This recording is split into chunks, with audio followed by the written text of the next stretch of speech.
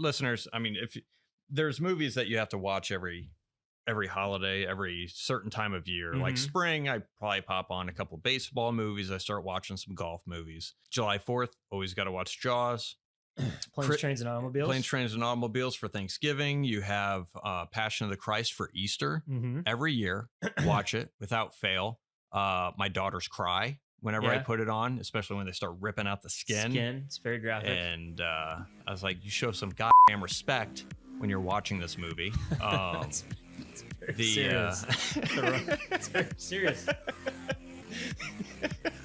Oh, found all your Easter eggs. Now it's time to watch. Let's go. Let's watch the torture of a human being.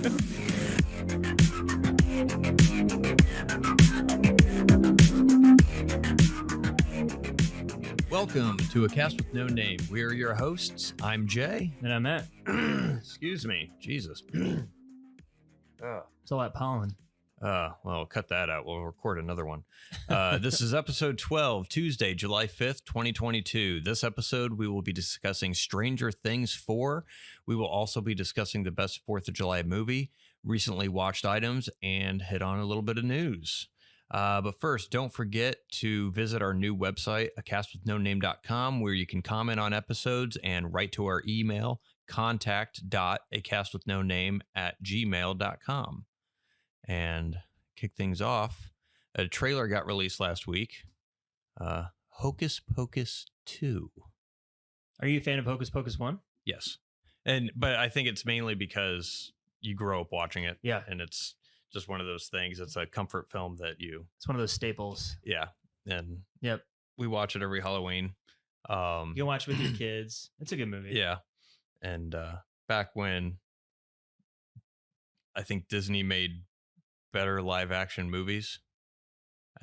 They went on a run there where they had like remember the Adventures of Tom and Huck, and I think they made like the Adventures of Huckleberry Finn. Yeah, they had like Iron Will. Yeah, and yeah, like the Newsies.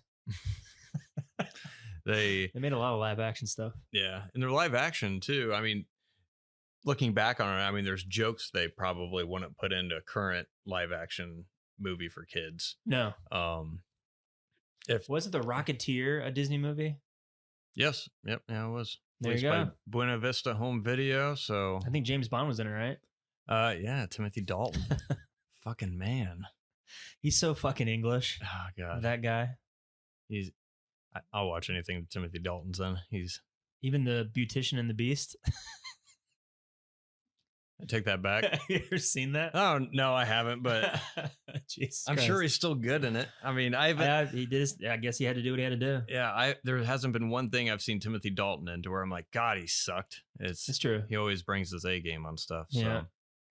So, but yeah, what'd you think of the trailer? I mean, I didn't really think much of it. I mean, I'll watch it, of course, but I'm not really. It's probably just gonna be the same old stuff. I don't know if they're bringing back Thora Birch. I can't even remember her character's name in the movie. Yeah. Sam. Yeah, Sam. I don't even know if she acts anymore. I don't think so. But what's the boy's name in it? What's his name? It was some dumb name. Max. No. No, I'm thinking of the other guy. Who's the Thackeray? Thackeray. Thank you. Thackeray. It's like a branch. Let's name him after a branch. Yes. Yeah, I mean, they have a black cat, which the black cat has to be somebody else. Can't be Thackeray Binks because he went off to he went off in to heaven. Yeah, to heaven. I was gonna say La La Land, but yeah, I guess it was heaven they went to. Yeah. But yeah, I mean, who were I saw them light the black flame candle again, but it was 3 girls? Yeah, and it looked like they were doing a spell to light the candle as opposed to actually lighting the candle. Which I think is kind of, I mean, it's nice that they didn't do the virgin thing again. And having the same kind, they could easily just phoned it in, had the same kind of storyline, just different characters.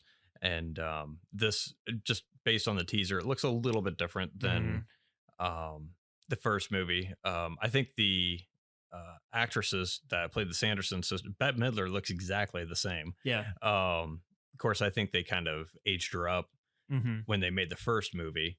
But I think all three of them look good still in their roles and everything else. So looks like it. but yeah, I mean, it looks like it'll be fun. Yeah. I don't know. It'll just be interesting to see how it is with a sequel that's come out one so far past the original movie, but it's slightly different than what Top Gun had to do, because Top Gun appealed to adults with the first movie. This one appealed more to kids, and the people that really, I think, got I guess the momentum going and doing petitions for this movie and everything else were all adults, and they're all looking back at this movie as a somewhat fond memory. I mean, I think everyone knows that the movie's a little goofy. It's not I don't know, a perfect movie by any means, and it's got some funny parts in it, but it's got like people kind of like it, not ironically, but they realize how it's not a good movie. I mean, it's still fun to watch, but how it's not a cinematic masterpiece is what I'm saying. Not by any stretch. The guy who directed it, Kenny Ortega, he was Michael Jackson's choreographer for like his music videos. Yeah. Oh yeah. That makes sense. Yeah. That's why, when they do the whole dance number in the town hall or whatever, that's all Kenny Ortega. What was I going to say about this? Yeah. Like you said, you grew up with it when you were a kid, and I think they're releasing it like the perfect time because everyone who watched it growing up has kids now, and there's not really a market for family-friendly Halloween movies. Yeah, they're usually it's like on the other end of the spectrum. Can you think of another family-friendly Halloween themed movie? Hubie Halloween. I couldn't. That's the only thing I could think of. I couldn't off the top watch of my head. Jay. You couldn't? I got like an hour in. I was like, I'm not. I didn't mind it. I thought it was fine. Watch this. So dumb. Because I think the wife and I watched it. I don't know, whenever it came out, and we're like, well, you want to watch this? And it's stupid, but it was.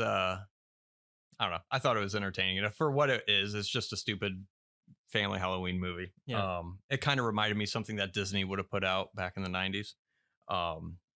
Yeah, just a little bit more Adam Sandler. Maybe Goosebumps. That's kind of family friendly. Yeah. But yeah, we'll watch. I mean, I know we'll watch it when it comes out. And yeah, I mean, and it wasn't very long. It was like a minute trailer, so it didn't really give it much backstory. But you don't really need. Yeah, the people who want to watch that, all you have to do is just throw up a title card, and people are gonna watch it. So for sure, I'm surprised that it's just going straight to streaming. Yeah, and they're not doing just a small release to theaters, because I think that was one of the things I noticed online is people were commenting like, how is this not getting released to theaters? I know me and all my friends would definitely go see it Halloween night. Oh yeah. So you could even do it beginning of October. Yeah. Just have an October release or something. And I mean, maybe are they confident in it? Who knows? Yeah. Well, I know that I think Annie Fletcher's directing it, and she did The Proposal, which I like that movie. Yeah. The movie's pretty funny. I think she did like The Intern. A lot of other like rom-com movies. It's not Kenny Ortega coming back, so I don't know. Yeah, we'll see. A little bit in the news, at least today or yesterday, is revealed, I think through Variety or something, or one of the two, but James Cameron was interviewed, and he stated that he may be handing off Avatar 4 and 5 to a different director, handing the reins off to somebody else after 2 and 3. I read the article, and I read more of his quote, and what more of his quote was, I would love to do the 4th movie, but because I guess he said that part of the story is what he's really into, and he would like to do it. He's like, 2 and 3 are already in the can, but I may be handing this off to somebody else, which since Disney now owns Avatar, Fox was the one that greenlit all 5 movies, or all the 4 new sequels. So I think it's more of a Disney saying, we'll see how 2 and 3 perform, and then we'll decide if we're actually going to greenlight 4 and 5, because 2 and 3 he filmed back to back, so that's already done. They're in post-production right now, and so Disney, I'm sure, is like, well, we'll release them In case it flops. Yeah. And in case it flops, we're not going to guarantee you do 4 and 5. Right. We gotta get J.J. Abrams in here. Yeah. Get him to fucking sew it up. He's known for endings. But yeah, I saw that. That was where my mind went. However, I mean, I can see them doing that with Colin Trevorrow with the Jurassic World. Mm-hmm. I mean, Disney's huge. They could probably do that to James Cameron, but I feel like James Cameron is like, I would think so. At the point where he's 67. Well, his age, but I'm just talking about like his status as a filmmaker. Yeah. To where, I think like he's past that, to where like Disney would be like, oh yeah, make another one kind of a thing. But maybe they're hedging their bets. Maybe it's just, maybe he's getting older and he realized, shit, I've been doing this for close to 20 years now, and I maybe want to do something else. That could be it too. But. Yeah. It could be that he doesn't even want to deal with the studio. Good nonsense. Yeah. I don't know how. There's no way that those two movies aren't going to make a shit ton of money. I'm predicting that at least a sequel, because people are going to be so pumped to see it, it's going to make a lot of money. Yeah. The runtime for that, I guess, is over 3 hours. Oh goodness, that's sweet that's runtime. Awesome. Well, as long as it's entertaining. That's right. If it's, I guarantee you it's going to be entertaining. Yeah. But if it's, there's no way it's self-indulgent, preachy piece of shit, then that'll be a long fucking 3 hours. It will be. I don't think it will be though. So yeah, he's pretty good, I think. But yeah, well, I'm interested to see what the actual conversation was. I mean, it could have just been him being, I don't know if I want to keep doing this for the next 8 years, 6 years. Mm-hmm. I want to do something else. Does he plan on it going that long then? Well, between I guess the break between wrapping up the third one and then going to start pre-production on 4 and 5. So from my understanding, because I hang out with Jim all the time. Oh yeah. Is have coffee together. He's very hands-on, and I don't see him handing off post-production to somebody for part 3 so he could start shooting part 4. Okay. So, and if they're wrapping up, I mean, he's probably balls deep in post-production with those 2 movies right now, to where he has to do interviews, he has to do all that crap, and then the press tour. I mean, I could easily see it taking another 4 or 5 years to complete the project, which at that point he'll be early to mid 70s. And how many projects does he have? So, well, here's what I predict. The second one's going to come out in December and shatter records. It's going to make $500 million by the second week in January, and they're going to greenlight 4 and 5. Yeah, that's what's going to happen. See that? Market, note it. Yeah, listeners, make a note. If it doesn't happen, email us and say how he was wrong. That's fine. They got the coveted Christmas release date. Yep. I think they actually shifted. Back when Disney was going to be releasing Star Wars, and before they bought Fox, I think the original release dates, I want to say, awesome of me for doing research that I didn't do. I think they had Star Wars and Avatar released on the same year, and I think Disney pushed back Star Wars or something like that because they didn't want to compete with Avatar. But I could be misremembering that. But yeah, we'll see. Hopefully it's just James Cameron being tired of it and wants to move on to something else, because I'd like to see him do something else. I would too. Before he retires, if he retires. Yeah, something else. Something original. Yep. Yeah. Can I just make a quick comment on the box office? I was reading this article. Shut your mouth. You're going to listen to me. I was reading this article about how, people are going back to the movies this summer. Obviously, Top Gun and Jurassic Park, they're making pretty good money, pretty decent money. And this article, it wanted to stick with this, like, people are coming back to the movies. It's the highest grossing movie since of the COVID pandemic era. I just want to say for the record, I think that's over with.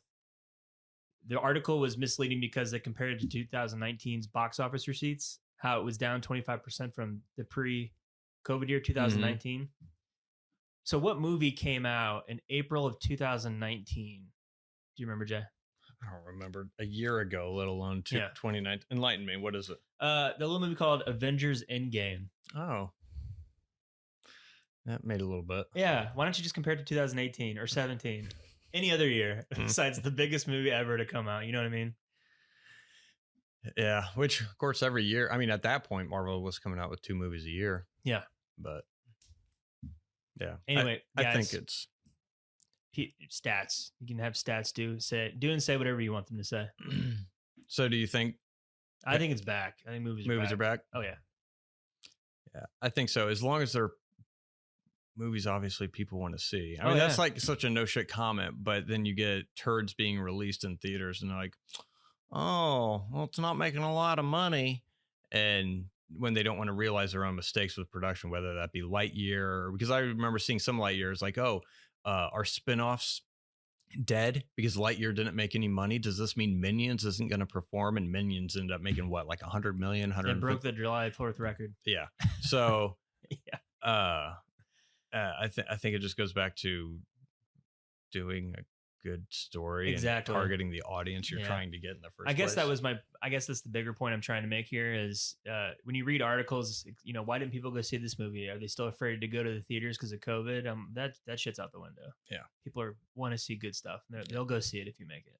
Yeah, I think, I mean, people are traveling somewhat now, but I mean, yeah, I think all that, the fear stuff is gone. I don't think about it anymore. Yeah. I don't know anyone who really does think about it anymore. The only time I think about it is when I hear someone, oh, so-and-so has COVID. Oh, that's still a thing? Yeah. Like that's still going on. Get some rest. But I don't know, maybe in major cities, they, still a concern. Who knows? But, Thor: Love and Thunder is going to make a shit ton of money next weekend. Yeah. Yeah. Yeah. Oh yeah. Yeah. Yep. The Boys. Have you been watching that? I have. Season 3. Yep. I think we have, as of this recording, we have 1 episode left. That gets released Friday. What do you think of the season so far? I think it's great. I like it more than the second season. Yeah, I can't really, because it was so long since The Boys. I feel like, when did season 2 come out? Was that 2020? 2020. Yeah. So it's been about 2 years. I didn't rewatch it. So I mean, it was such a long time. We had to watch a recap, several recaps just because I think the one they played in front of The Boys was a little minimal, but we couldn't really remember what happened in season 2. But then obviously, brought it back. Well, but season 2 is about Homelander, Butcher's wife, Homelander's kid, and then Stormfront wanted to girls get it done, that whole campaign, which I thought was nice commentary on the Endgame, Marvel Endgame shit, and Stormfront rising the Nazi army in the Aryan race. Yeah. One thing I do wish that they did include in this season, Jay, that I thought they were going to dive into, but they didn't, was Edgar. A little bit more backstory on Edgar. Yeah, they did a little bit in Nicaragua? A little bit. But yeah, you were thinking they were going to get more. Like, I don't understand why he has all this power over these. I think he had the power because he had a daughter that could explode your skull, and he knew that. That could be it. And to where he had that. Could be. But plus, I mean, I think they talk about it a little bit more this season, at least Homelander does, to where he says perception or popularity is everything in this business. And that's where he realized that he had to stay in line, because if Vought went against him and made him unpopular, that's all he had. And then he talks about it with himself in the mirror, to where you want people to love you. That's what kept him in line. And I think Edgar knowing that is probably what mainly gave him his power. Because now that there's a new CEO in place, she has no power over Homelander because she doesn't know how to deal with him.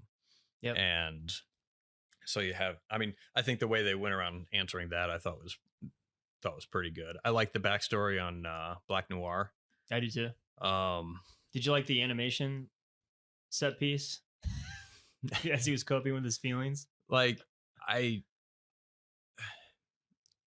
was trying to understand why? Like, does he have PTSD? Does he, I mean, is he schizophrenic? Is he like, does he have some kind of mental disorder to where that's causing those hallucinations? Yeah. Did he have drugs in the past that are causing those hallucinations?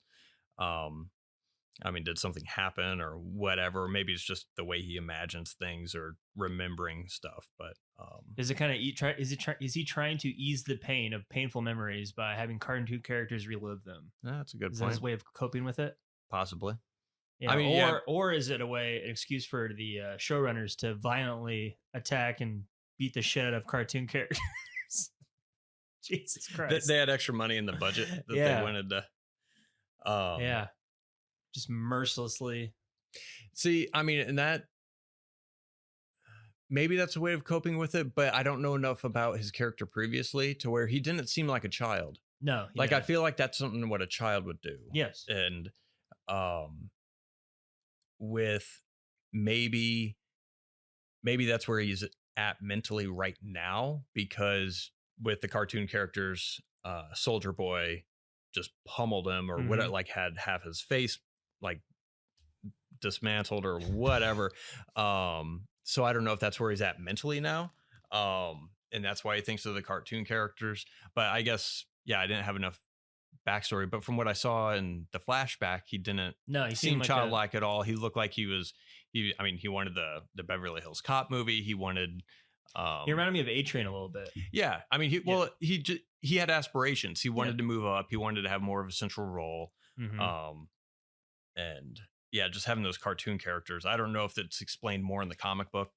I haven't read it, but I love the episode where Homelander, Butcher, and Soldier Boy fight. Yeah, you get that feeling that he's vulnerable finally. And Huey. Oh yeah, that's right, Huey. I forgot. That's right. He had a part.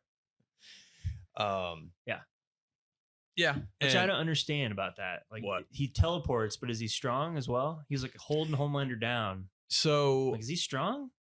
I think he has increased strength because in the first season, when I think it was the Invisible Man or whatever his name was, translucent, they had to, they were trying to kill him and they couldn't puncture his skin, even though he was invisible. And so then they had to insert the bomb up his ass or whatever they did.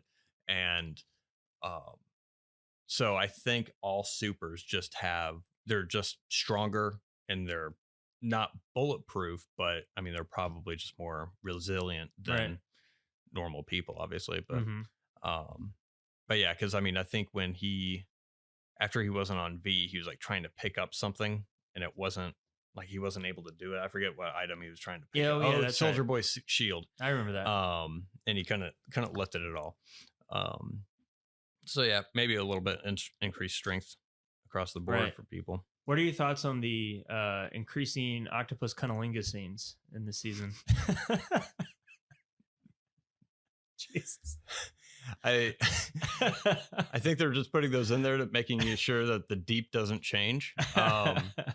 And which I don't know, part of me thinks it's just in there just for comic relief. Oh yeah. Because I mean, I don't think they really know because that guy is he's a Joker character. Like he takes himself way too seriously, and no one takes him seriously because they know how he is. Right. Ironically, he's called the Deep.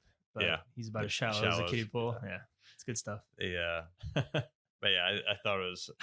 Yeah, Nicole was like, "Why do they always have that octopus sucking his dick every episode?"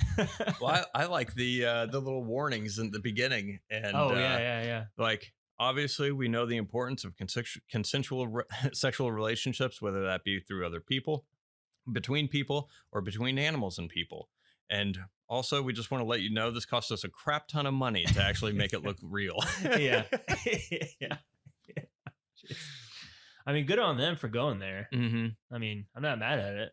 Yeah. Well, I mean, the opening scene of season 3, you have the giant dong coming out and the guy going up and then splitting them in half on which I don't know if that was like a commentary on Ant-Man going up Thanos' ass, because that was one of the theories, is like, just send Ant-Man up his butt and have him enlarge and split him open from the inside. That's right. So I completely forgot about that scene. Yeah. But I like that about that show. Just the random things Yeah. between people with superpowers that could actually happen. That I mean, it's so fucked up and weird, but It's creative. It's still enjoyable to see. Yeah. Like on film or television or whatever. It's just like because you're never going to see that in a DC or Marvel movie, but just those random ideas of people getting killed or in weird ways, either by accident or whatever. So. Yeah, I liked Butcher's the past episode. Butcher's when God, what was that superhero? Mind Hunter. Mother Mind. Anyway, he trapped Butcher in like his nightmare, and then giving Butcher his backstory. That was really well done. I like that a lot. Yep. I think watching that, I enjoyed seeing that background. Except it made me like Butcher less. Seeing that because he hasn't changed. He knows that he hasn't. His like regrets, like that's immediately where his mind went, is to that reliving that over and over, and in his mind he's like, I'm so sorry, don't listen, like, I should have stayed, blah blah blah. Immediately just reneges on that once he wakes up. Yeah. And I was like, you don't change, you're just a piece of shit. And I mean, this season I don't even know if we're supposed to be rooting for Huey and Butcher. No, I think you're supposed to be rooting for Starlight at this point. Yeah, and MM and Frenchie and Kumiko and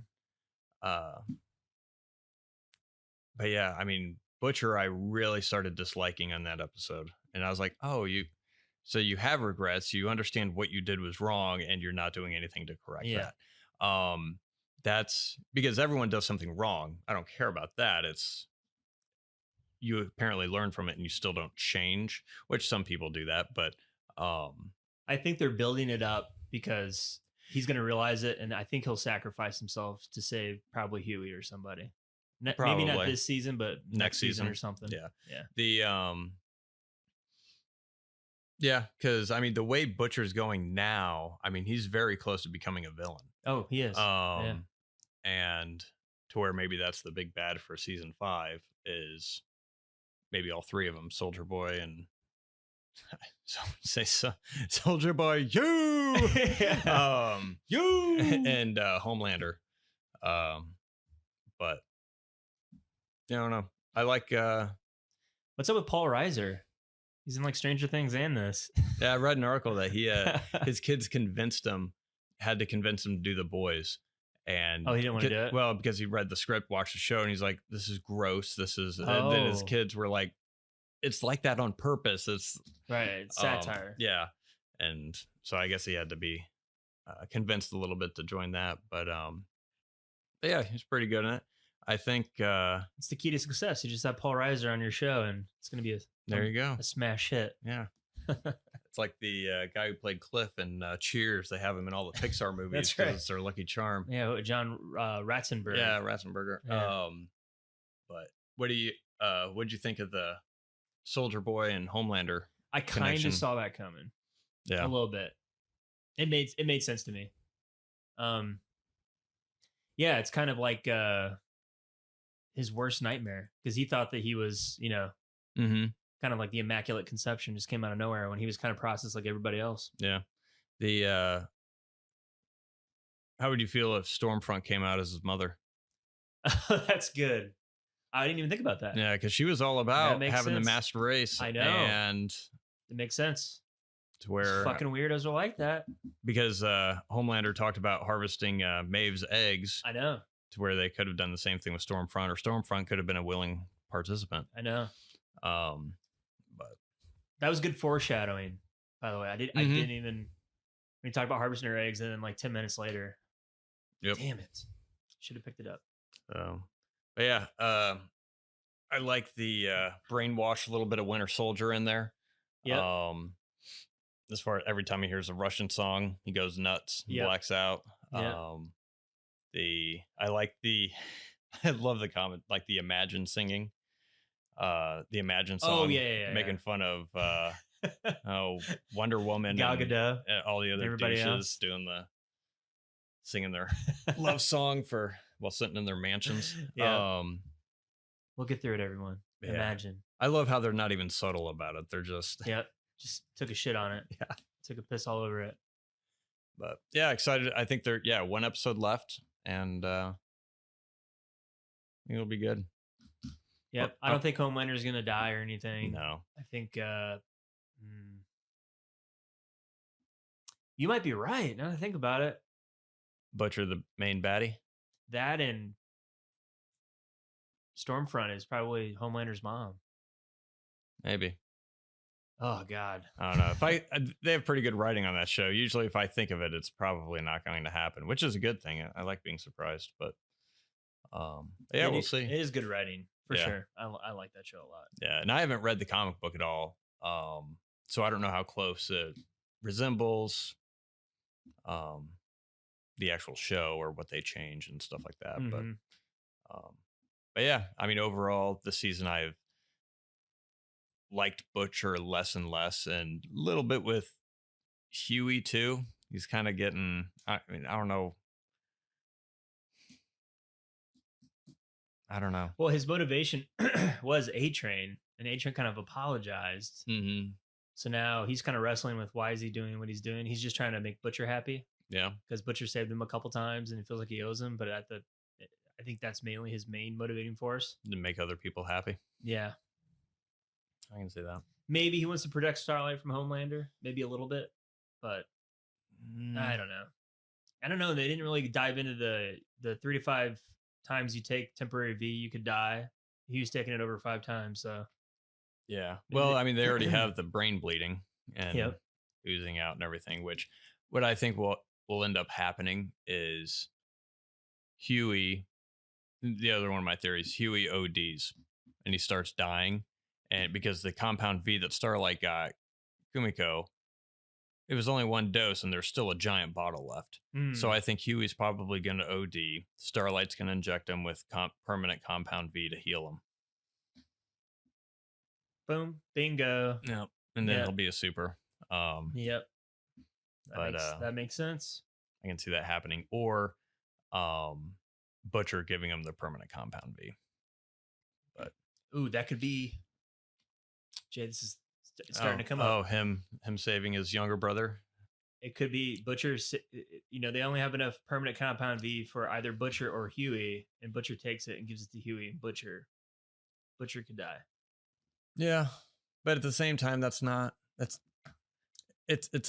piss. He's still a shitty person because.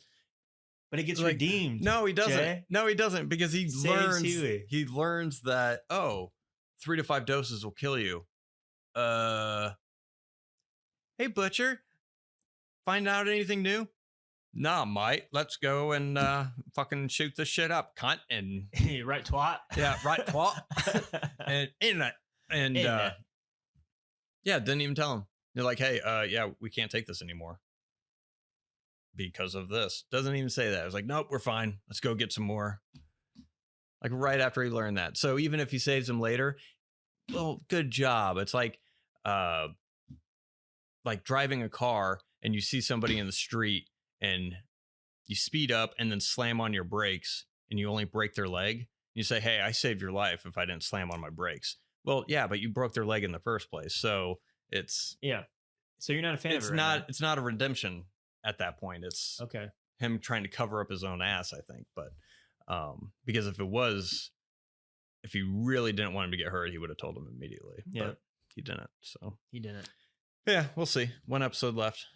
Still entertaining. Still a good show. Jim Brewer. Oh yeah. Wait, hold on. No, it's 2022. Okay, yeah. I was making sure it wasn't 95. So Jim Brewer. Yeah. For those of you who don't know him, he's the goat man from SNL back in the day. No, I watched his new stand-up special. Somebody had to say it on YouTube. It's brilliant. Was it like hour-long special? An hour. It's fantastic. It reminded me of like the first time I saw Dave Chappelle Killing Them Softly, or George Carlin Jamming in New York. Mm-hmm. It's one of those like seminal stand-up routines that or Eddie Murphy Raw, where you're like, oh, he's on to something here. He's like transcending something. He's like caught on to something. I think it was just the perfect moment for it to come out. Everyone's kind of over COVID now. He just rails on that, and it's fantastic. He does it not in a preachy kind of. He does it in his Jim Brewer way, and it's so. Does he still hilarious. do? I mean, because of his other stand-up, he would do like a lot of voices and not impersonations, but I guess characters as far as talking to himself. Yes, feigning like conversation or something. Yes, he does that still. Yep. Cool. So COVID, any other topics? He does the he rails on just everyone being politically correct nowadays and the divide between left and right now. He compares it to deflating a balloon. He does like you got us to deflate a little bit out of your asshole every now and then. And he's so good at that sound effect. And he just so there's that, and then he talks about when he dies, he wants to be shot out of a cannon, and then he goes into this, because life's a celebration. I don't want to pay $15,000. I don't want my family to pay $15,000 for a casket, and then $20,000 in the funeral service. Just take that money, rent a cannon. We'll go to the Long Island State Park.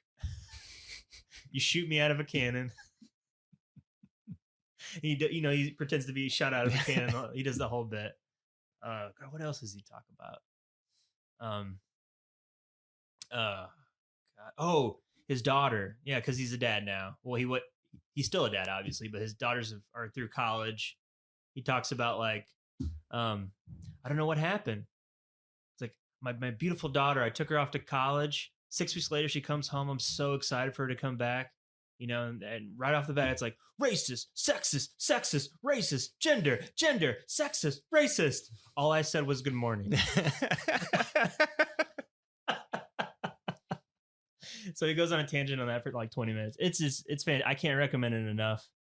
I don't do it justice. He knocks it out of the park. It's hilarious. Jim Brewer, somebody had to say it. YouTube for free on YouTube. No ads. Ooh, it's so good. Oh, I can't listen to a song without watching 2 ads about either hotels.com or Trivago or whatever. Something, whatever. Somebody's peddling something. But yeah, it's already got like 800,000 views. So I mean, the word is spreading. Good. Yeah, you'll like it. I'll have to check it out. I know you will. You'll like it a lot. I probably won't be doing much at work tomorrow, so I'll just watch that. Because he doesn't dive into being overtly preachy.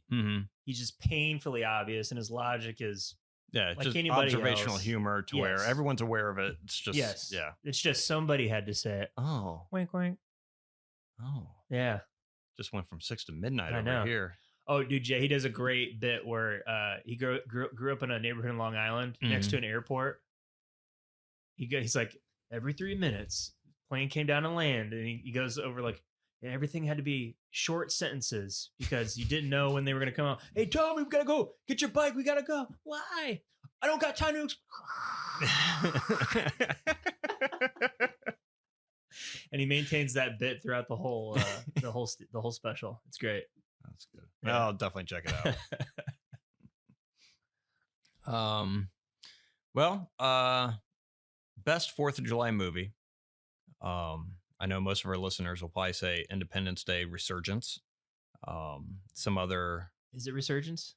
I don't know. It starts with an R. Regeneration. Resurrection. Regurgitation. Reversible. Could be. Regurgitation. Oh. Any one of those is better.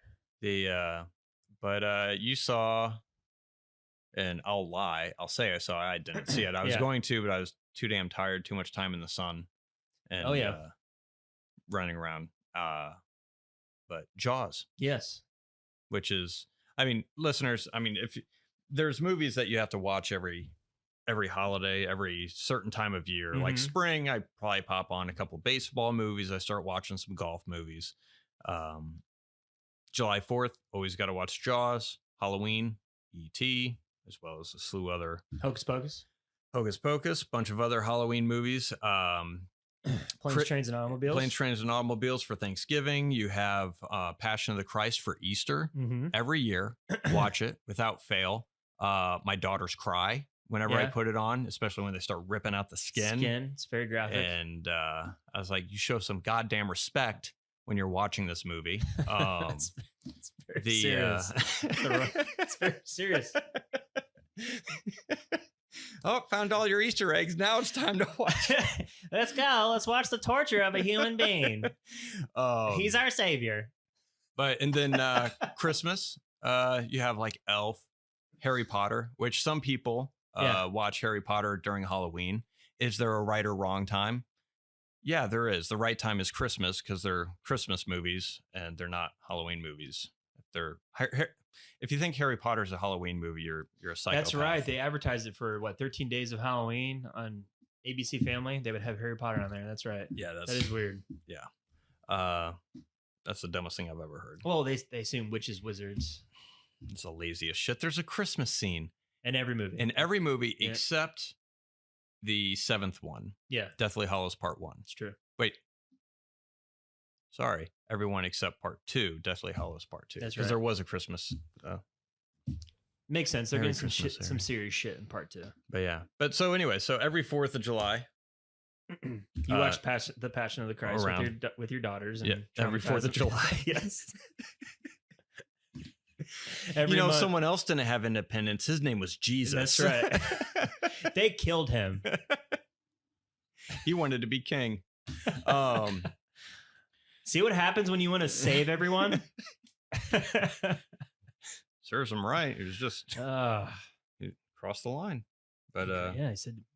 But yeah, Jaws. Some people might say Sandlot. There's a great 4th of July. There's a great 4th of July scene in Sandlot. I can see that. Usually, I see that in the spring. But I mean, it's summer movie period. I mean, it's pretty. It's more of a summer movie. Yeah. Yeah. But Jaws. I would agree, Jaws though. Yeah. I just watched it like right before I came over. Yeah. I watched it with my son. He's 6, going on 7, and he actually watched the whole thing with me. So I was pleasantly surprised. It scared the shit out of him, which of course it would. It's as I was watching it with him, I felt like, oh God, he's going through what I went through the first time I watched this. This thing's scary as shit.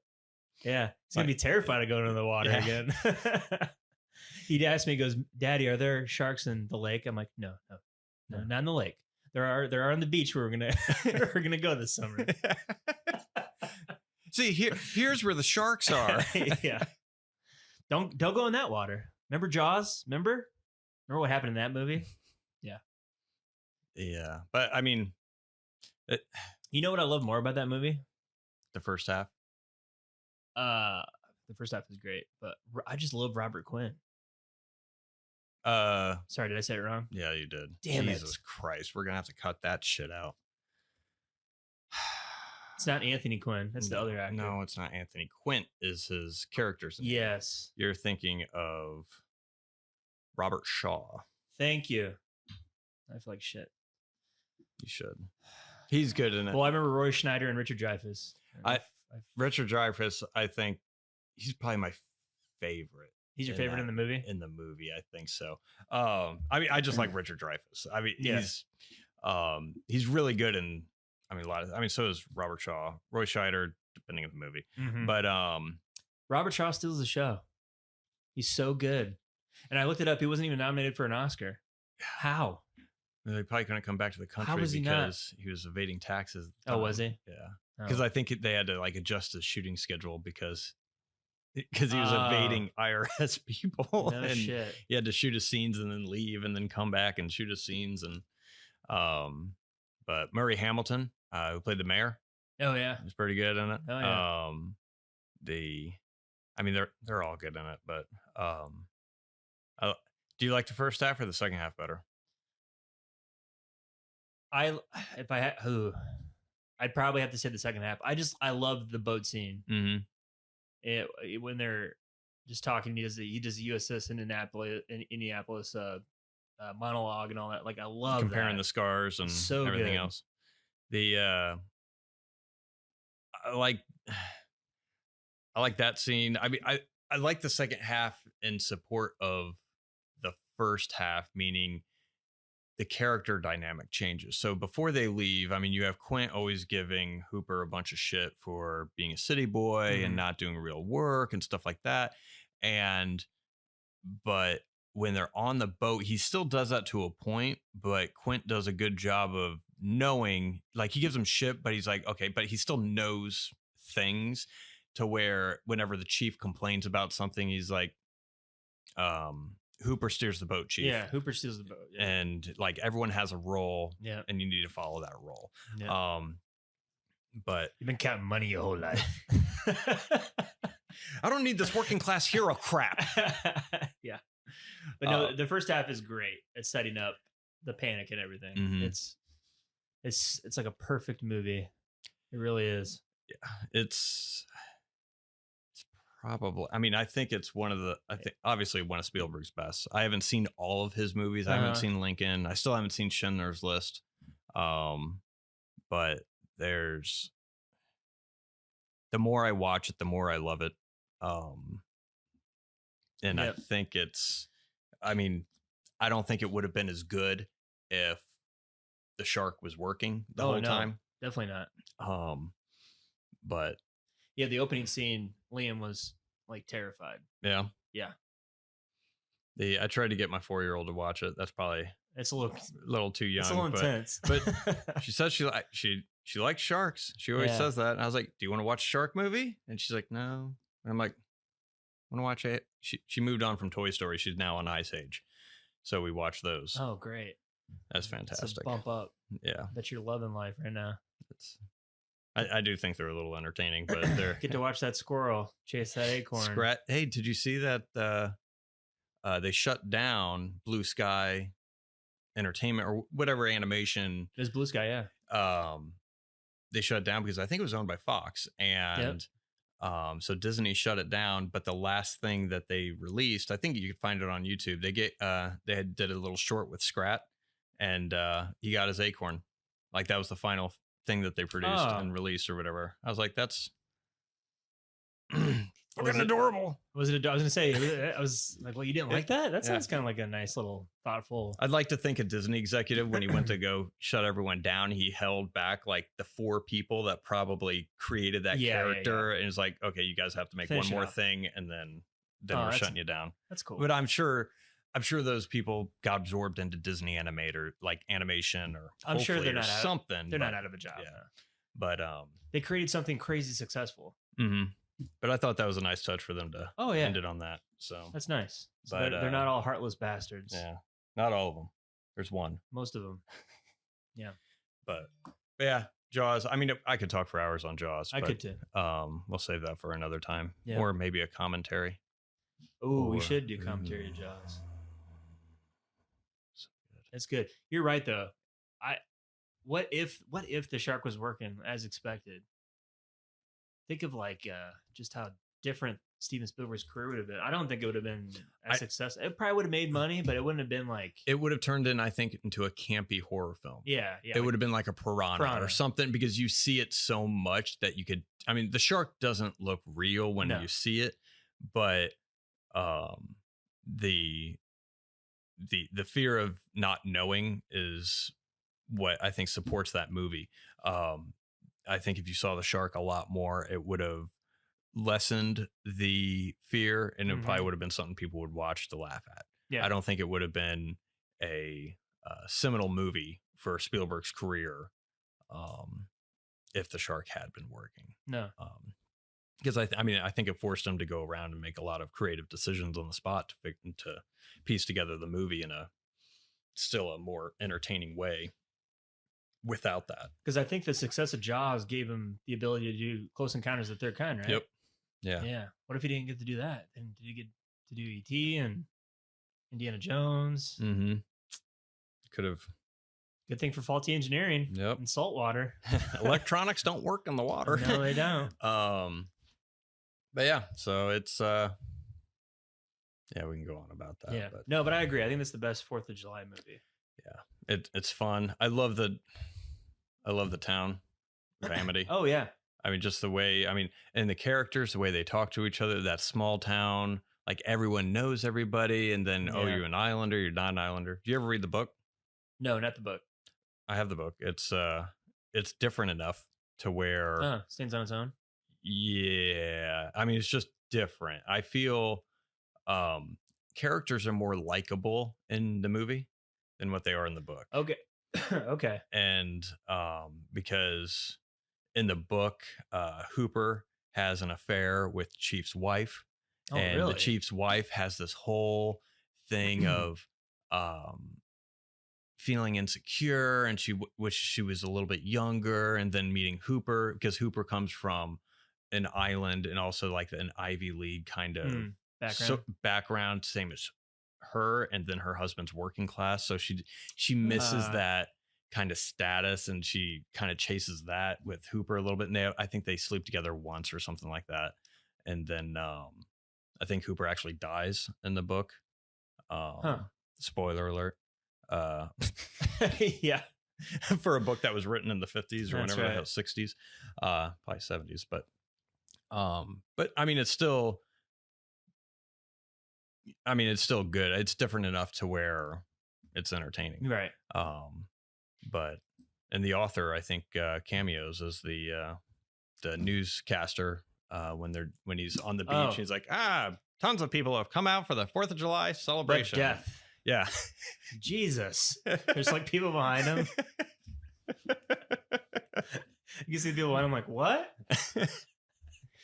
But there's a what in the water? I think he also did the screenplay. Peter Benchley. Yeah, he did. He had help with the screenplay.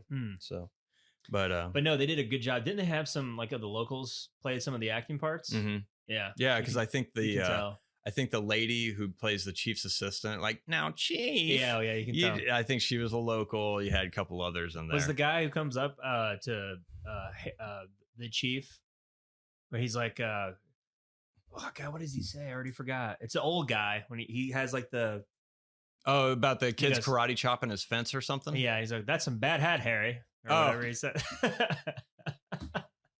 Bryan Singer's namesake for his production company. Yeah. The old man titties. Yes. He had to have been a local. Maybe, yeah. I mean, a lot of those people you just see once and you don't. Yeah, I'm sure most of the fishermen were all locals. Mm-hmm. Yeah. A little bit of trivia.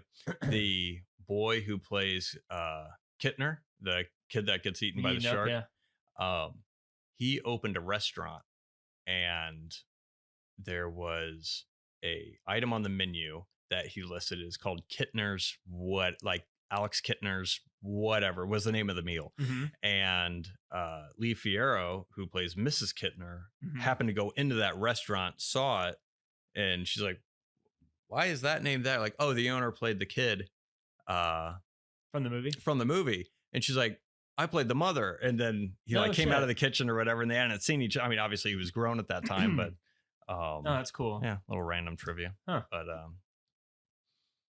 But no, good. We need to stop talking about it. Yeah, sorry. Robert Shaw should have been nominated for an Oscar. Sorry. Yeah, he should have. I think the cinematography, that whole shot on the ferry. Oh yeah. Just a single shot, and it's very. There's a lot of stage play. Oh yeah. Sections, which I like when they just set the camera down and let characters act in the movie. Like you had the dinner scene, you had the boat scene with the comparing of the scars. My favorite. Yeah, Brody doesn't like going into the water. It's something with his childhood. It's what did the doctor call it, honey? Drowning. Yeah, that's right.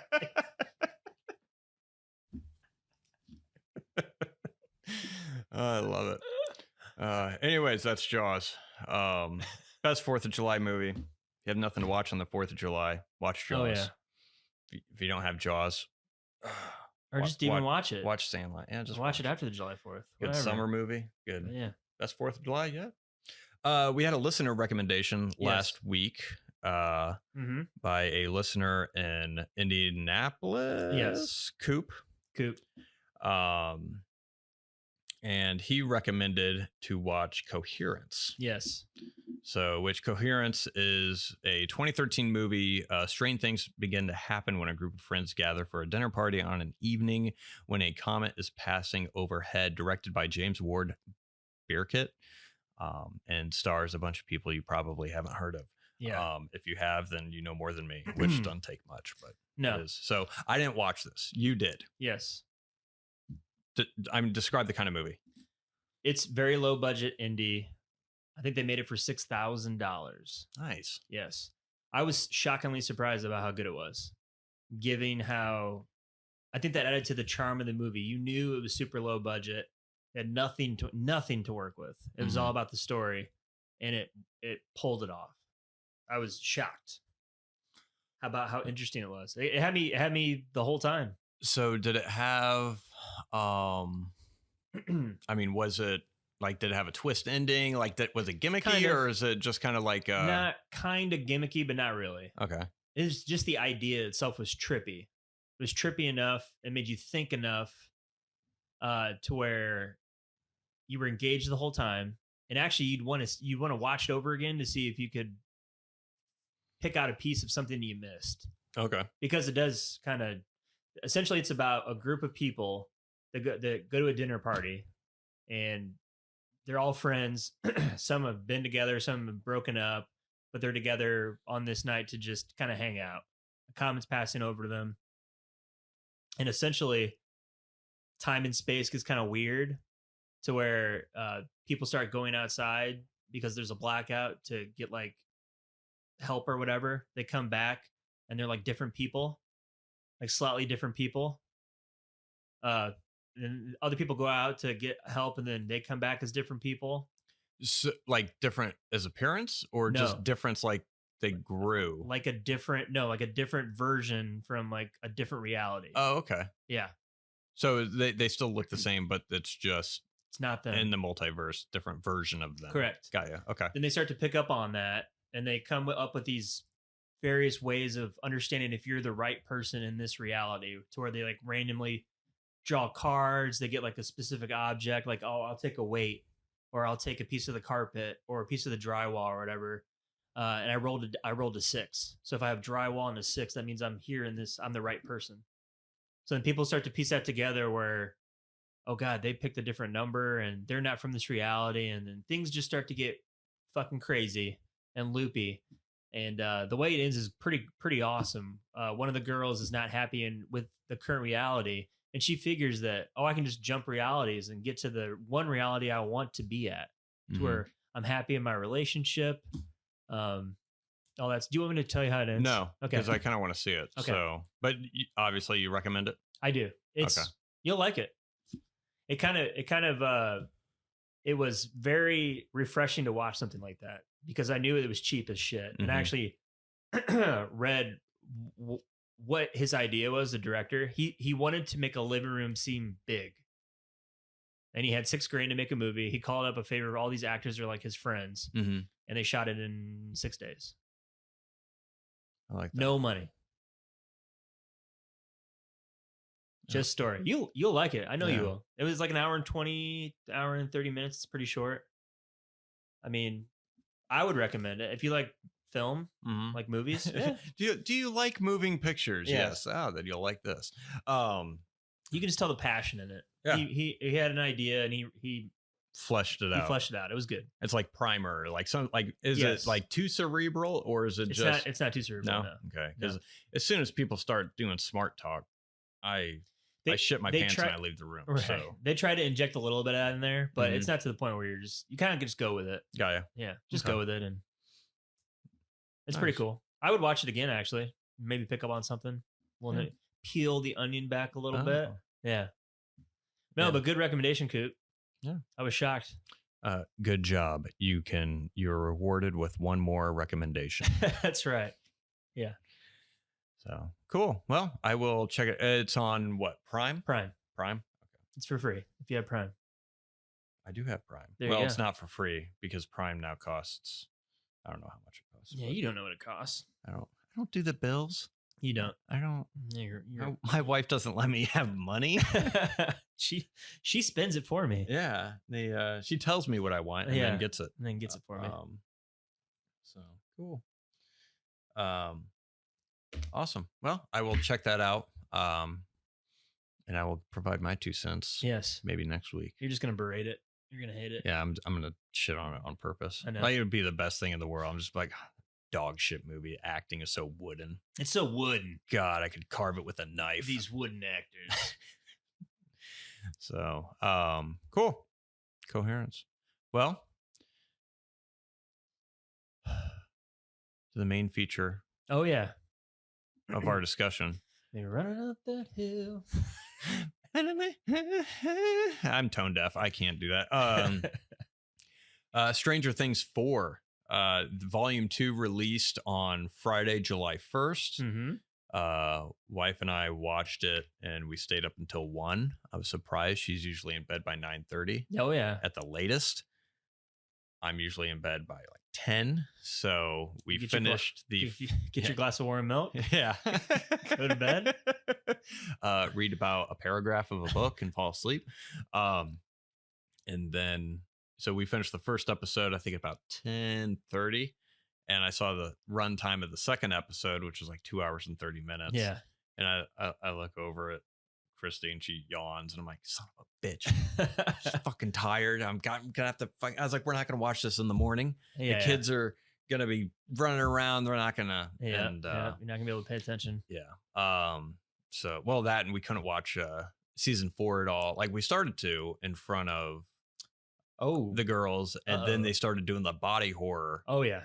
Not dismember, but the bones breaking stuff. And we like paused it. We're like, yeah, because our oldest is at that point where she'll look at the TV and the look on her face will be like something's wrong, kind of a thing. And so we now have to watch what we see in front of her. So yeah, definitely. Oh god, she would be traumatized. Yeah.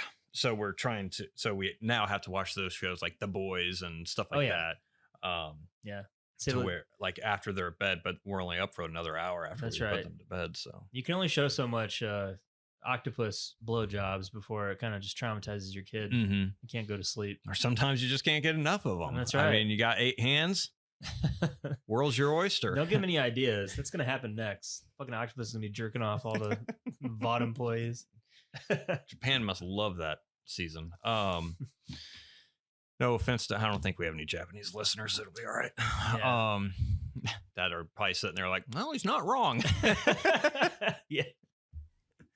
But yeah, Stranger Things season 4. What are your first impressions? I thought it was, I think this might be my favorite season actually. Yeah? Yeah, I think so. I might have overtaken season 1. Yeah. What'd you like? I like I love the horror tones. And that's a good thing about the show is as the kids are getting older, it's starting to be a little bit more mature. I like that. They really amped up the horror, which is, it was much needed for this season in particular with Vecna, and as the season progressed. Spoilers alert, by the way. We're going to talk about. Yeah, if you haven't watched season 4 all the way through, pause the episode, go watch it. Mm-hmm. Come back and listen. However, if you're listening to this, you probably already saw it. But, probably. So I think everybody else already saw it. It's like the most streamed. Yeah, I think it broke the record for most hours streamed or whatever at Netflix or whatever it was. But I like the writing was really good. I loved that they injected Vecna in it because I think I talked about last time. I always wanted some sort of motivation for the Upside Down wanting to inhabit the Earth dimension.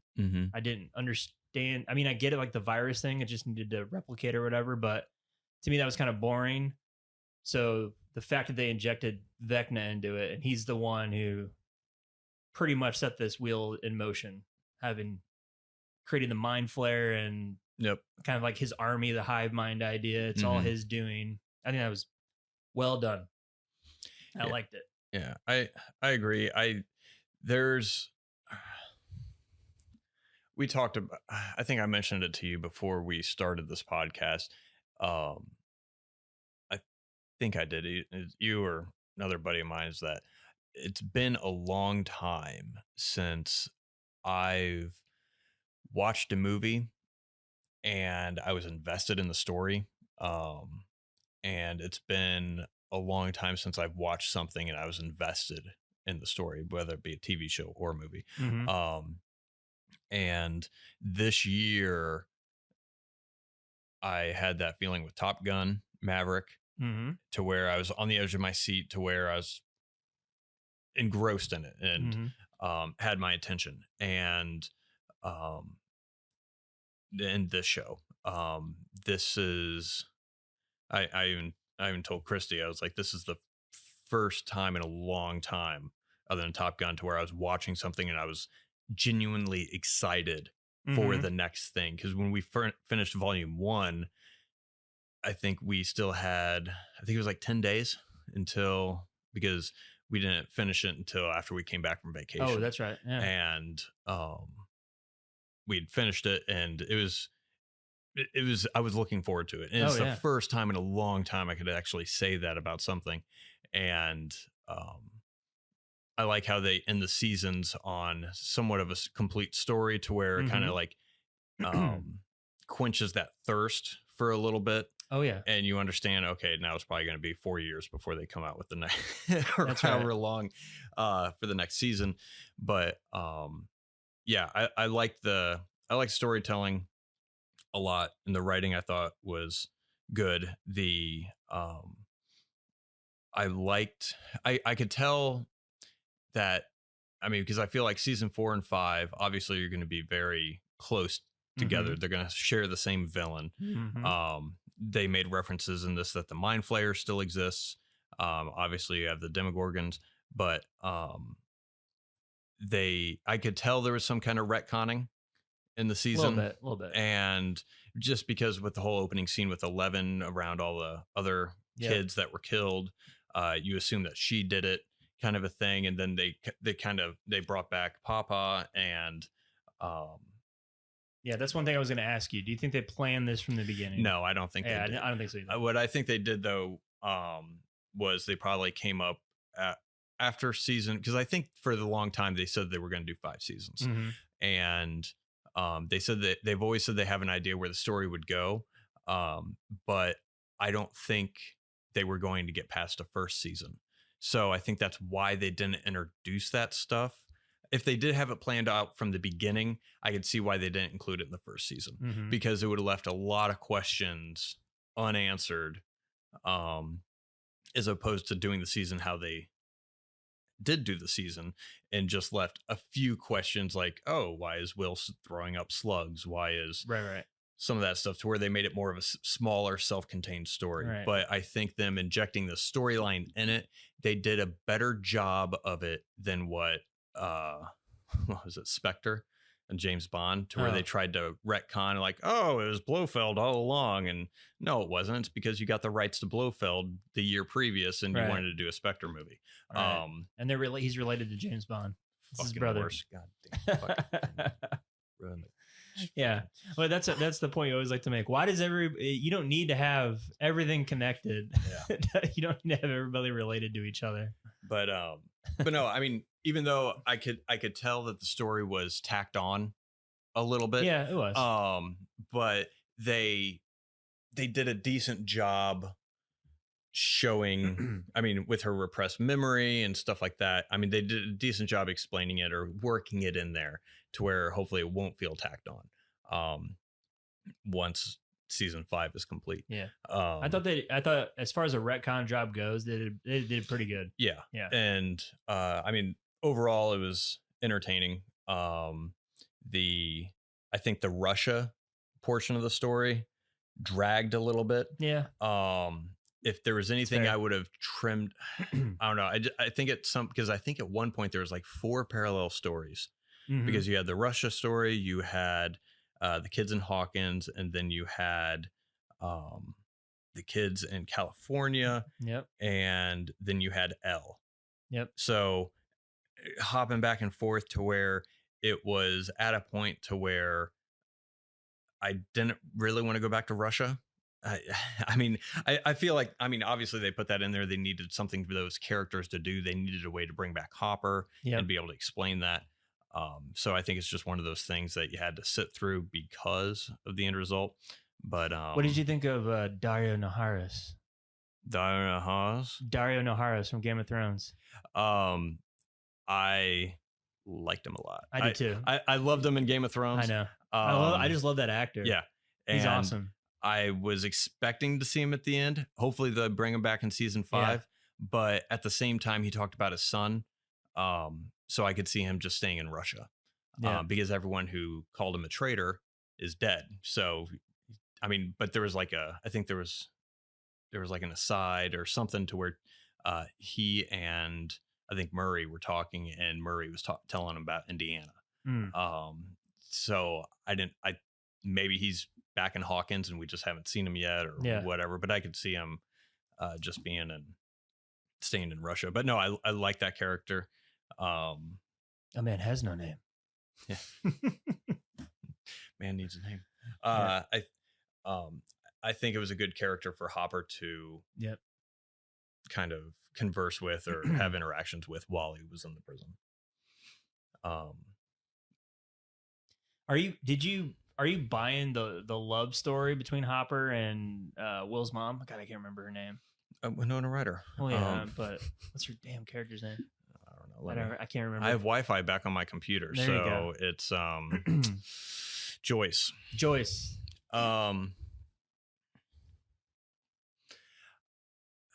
I don't know. I mean, I guess I am. I mean, I'm not like, as the kids would say, shipping them. I don't. What's that mean? I think it means like you're wanting those two. You're rooting for those two to get together. Okay. That's what shipping means. I don't know. I use words incorrectly I have no all idea. the time. I'm out of lingo. Yeah. I don't know if they end up having a romance thing. That's fine. I guess I don't feel one way about it or the other. I mean, if they want to, I mean, it's, I personally think Joyce is a strong enough person that I don't think she really, I mean, if they get together, I'd like them obviously to get together because they like each other, but, I don't know. If they do, great. If not, I guess I don't have opinion on it because I think they're both strong enough characters that they don't need that. Maybe Hopper I think would need a relationship more because I think he wants a family again. Oh yeah. Definitely.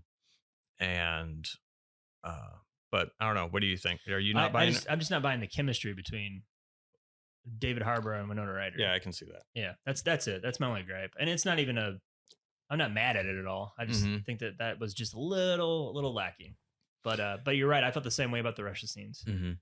I love the scenes between David Harbour and Dario Naharis. Dario Naharis. I just like those are good scenes. The scenes with the kooky Russian pilot and Joyce and Murray. Like you said, maybe you could have trimmed a little bit of that fat off. You didn't really need all of that, but I didn't mind Murray in that as much. I kind of like Murray. Yeah, I like Murray. It gave him something to do. The karate element and him taking it with the kids and and all that stuff. I enjoyed that, and he had a little payoff moment with that. Yeah, or a couple of them actually, but yeah. I'm nitpicking though. Yeah, and then I was trying to understand. So they fight the Demogorgon in Russia, and it's supposed to weaken Vecna, right? Yeah. So when they had broken back in the prison, they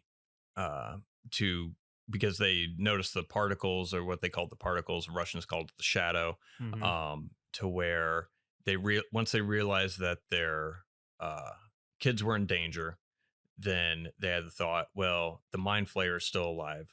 If it's a hive mind, we go back, we kill the mind flayer, and then that will help out the kids. Maybe it'll buy them some time, kind of a thing. Yeah, that's what. How did they know that the kids are in trouble again? Because the female agent, I'm escaping on her character's name. Okay, yep, I remember that Paul Reiser was talking with. Yep. That she had finally called them back because they placed a call to America. She called them back, said your kids are in danger. That's right. I forgot. Something to that effect. Thank you. Come on, it was 2.5 hours an episode. Details get lost every now and watch then. 5 hours of content. I know. But it gets a little dicey. But yeah, so that was the thought. And when they got back, the one of the Russian security guards or military people said that the shadow went inside the Demogorgons. Okay. So then that's when they said, okay, we need to kill the Demogorgons, and if we do that, then he'll feel it. Gotcha. On his side. All right. Which is a pretty big assumption on that part, which there were some leaps in logic or whatever, but that's okay. As far as what did you think of the new characters? So new characters, we had Argyle, we had Eddie, Vecna, Jason. Yep. Who was the douchey jock's name? Jason. It was Jason? Yeah. Eddie was my favorite. Yeah, he was really good. God, that actor knocked it out of the park. Mm-hmm. I thought he was great. God, especially that sacrifice. I thought his arc was fantastic in the show. From the very first episode where he didn't do anything, watching what's her face get Chrissy mutilated Yep. in front of him, and he kind of ran away scared, to where he sacrifices himself to help everybody out at the end. I mean, perfect. Mm-hmm. How are you not gonna like going out to Master of Puppets? Yep. That was awesome. The whole time I was thinking, God, he better play Master of Puppets, and he did. Yeah, and the way they shot that That was was- great because it yeah. looked like a death metal album. Oh yeah, And yeah. It looked like those Ozzy Osbourne album covers where Mhm. he's like got flames and he's got the fucking bats flying around. Yeah. Yeah, it was pretty cool. Nah, he was good. That was he was my favorite new character for sure. I mean, the guy who played the jock. I mean, you know, he did good. He did a good job, but it's hard for me to buy. I just didn't know anybody in my youth that was just that douchey. I'm sure people like that exist. I'm not saying they don't, but Mhm. it's just I never encountered someone like that before. there's I didn't know anyone like that either. I kind of thought the same thing from season 1 when they were near the quarry or the Oh yeah. the pit or whatever, and then the kids pull a knife or whatever. Yeah. That very Stand By Me-ish Very kind much of so. bully sense, and I'm like, what fucking bullies pull a knife on somebody? Mhm. And so, I mean, I never knew anyone like that growing up that was that extreme. Maybe it's because it was you, Jay. because it was me. It's because it was you. I was the You person were that guy. I was that person holding knives. Could be. Yeah, Yeah, that is weird. that's what people listen to say. It was because it was you. You were that person. You were him. But him kind of riling up the community Yeah. as far as, oh, it's a satanic cult and stuff like that, and everyone getting all their panties in a wad over that shit. Yeah, I mean, I was waiting for the police to step up to the microphone, like when everyone was like getting riled up and like, yeah, he's right. And I was waiting for someone just to grab a microphone, and be like, guys, he's the captain of a basketball team in high school. How many of you are actually going to be listening to this? Yeah. But I will say the people reacting to the Dungeons and Dragons thing. That's very real. Yeah. And sure. that I remember because I remember the town I grew up in wasn't overly religious, but there's a lot of Religious undertones.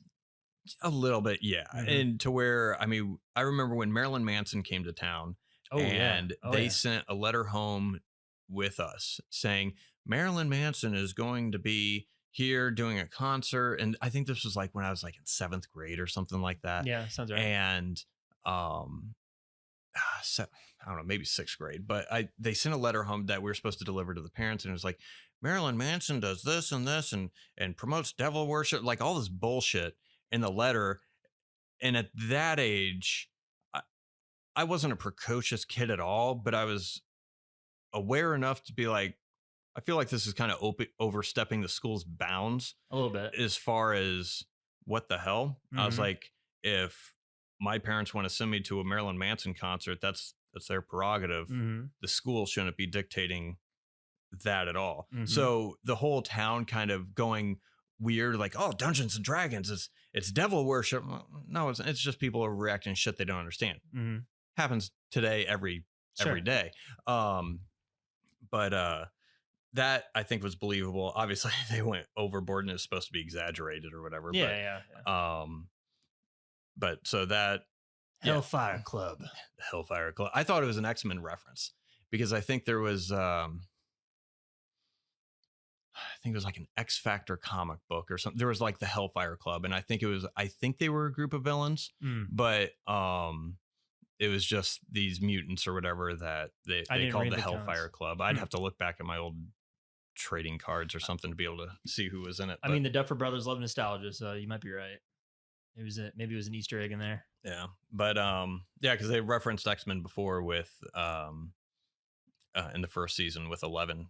They had different X-Men comics with Jean Grey or whatever. With Gotcha. psychic powers, but That's right. But no, as far as Jason and him riling up the community, as far as that, well, I mean, obviously it was exaggerated, but it was believable because I know people that were, because I would, back when I was a kid, I was the coolest that you probably ever would have met. Oh yeah, Magic the Gathering. that's right. I've got all the ladies to come over. I've had a couple of kids on more than one occasion that's worshiping the devil, and I'm like, no, it's not. Magic the Gathering, really? Yeah. Wow. But these are kids that grew up and Yeah. not super religious. They weren't like beating themselves every time they sinned or anything, but it was just, they did whatever. There was a church in our town that, quote unquote, the popular kids went to, and some of the shit that they'd spew off in class, even up into high school. Now, this is like middle school when I was playing Magic the Gathering. When I started playing Magic the Gathering. And when I started and stopped. Yeah. Started and stopped because, I was a man. But to where they were bringing it up like, oh, that's like devil worship or what. And I'm like, it's a card game. And it's the same people who thought like Ouija boards. Yeah, like, blah, blah, blah. I was like, it's fucking Milton Bradley or Parker, whoever the fuck makes it. I was like, it's made in China. It's shipped over here. And two people are moving the damn thing. And so there was a lot of the superstitious religious bullshit that people were saying. That was pretty believable just because I flashed back to quite a few kids that were just spouting off the dumbest shit. Just one, because they didn't know what the hell they were talking about. And they were overreacting to something based on fear because they didn't know what they were talking about. Yeah. So, but that part was kind of believable. Now, if a kid stood up on a stage and spouted off and like, oh, we need to get these guys, I don't think adults would be standing up saying, yeah. I mean, you probably have a couple, but wouldn't it be get the fuck off the stage? Yeah. Go throw a fucking ball through a round hoop again. Hey, the lights are off. Go home. Yeah, but the athlete hero worship, that shit is that shit's real. Like when they were doing the assembly and they were talking about Billy. Oh yeah, and he's like, they were pretty much saying, oh, let's win state championship for Billy, for Billy, or whoever else that had died. The other kids, like they'd want us to win, and there's some of that bullshit. And I do know adults now that will tell me, oh, so and so's a good kid. He played baseball in high school. And I'm like, what the fuck does that have to do with anything? Right. And he threw a curveball. Nasty. Yeah, he's a good man. Want him to date my daughter. Oh yeah, pretty much. Yeah. But I did like the that moment when, especially when you transition to a new school and your group of friends that you had before, maybe you go on your own separate things when you go to like a new high school. Like maybe you're in whatever club or a different sport, or maybe you're not in anything and you meet someone else that you kind of connect with a little bit better.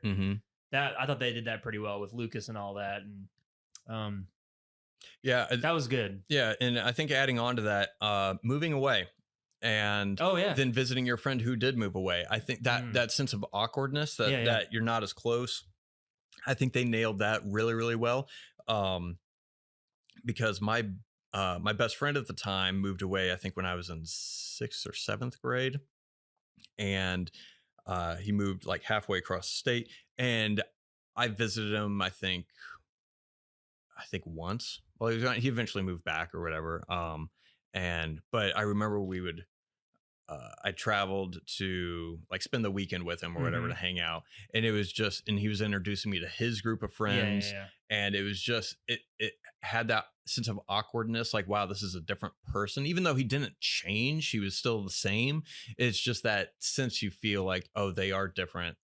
And the relationship you have with another person is not as permanent. And I think they kind of nailed that too, especially with Mike voicing his concerns with Elle and all that stuff. I think they did a really good job capturing that.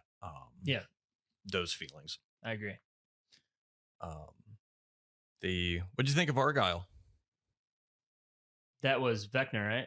No, Argyle was my dudes. Oh, that's right. The tasty Jesus. pie, the I didn't- stereotype. I didn't think much of him. That's probably why I didn't even remember him. I thought he was like a nothing burger, just like a comic relief character that kind of just.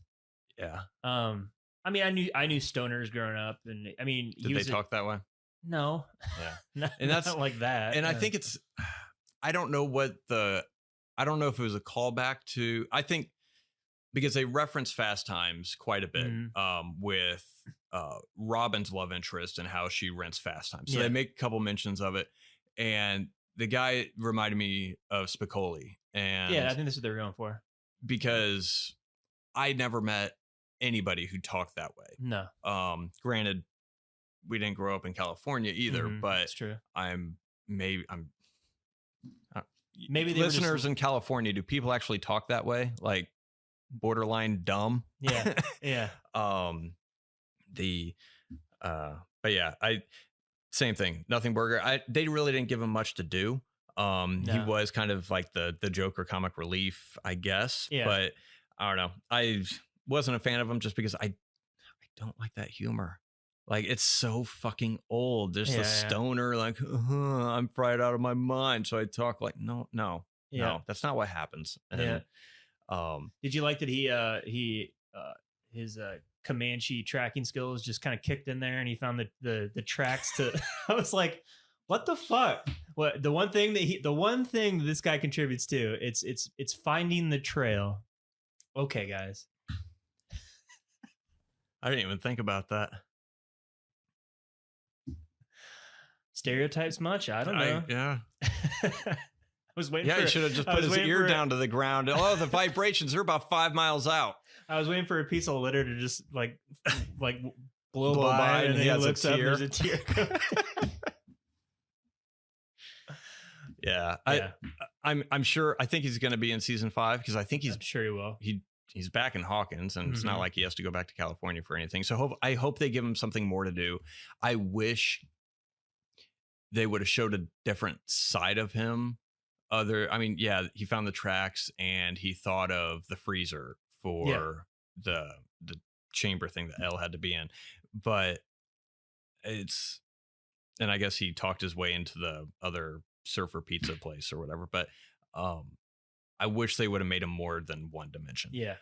They could have, I think it would have been better if just at least for his character. And I think he would have been received a lot more if he just had another angle to it, to where he acts like that. And then there's like a moment of clarity or something to where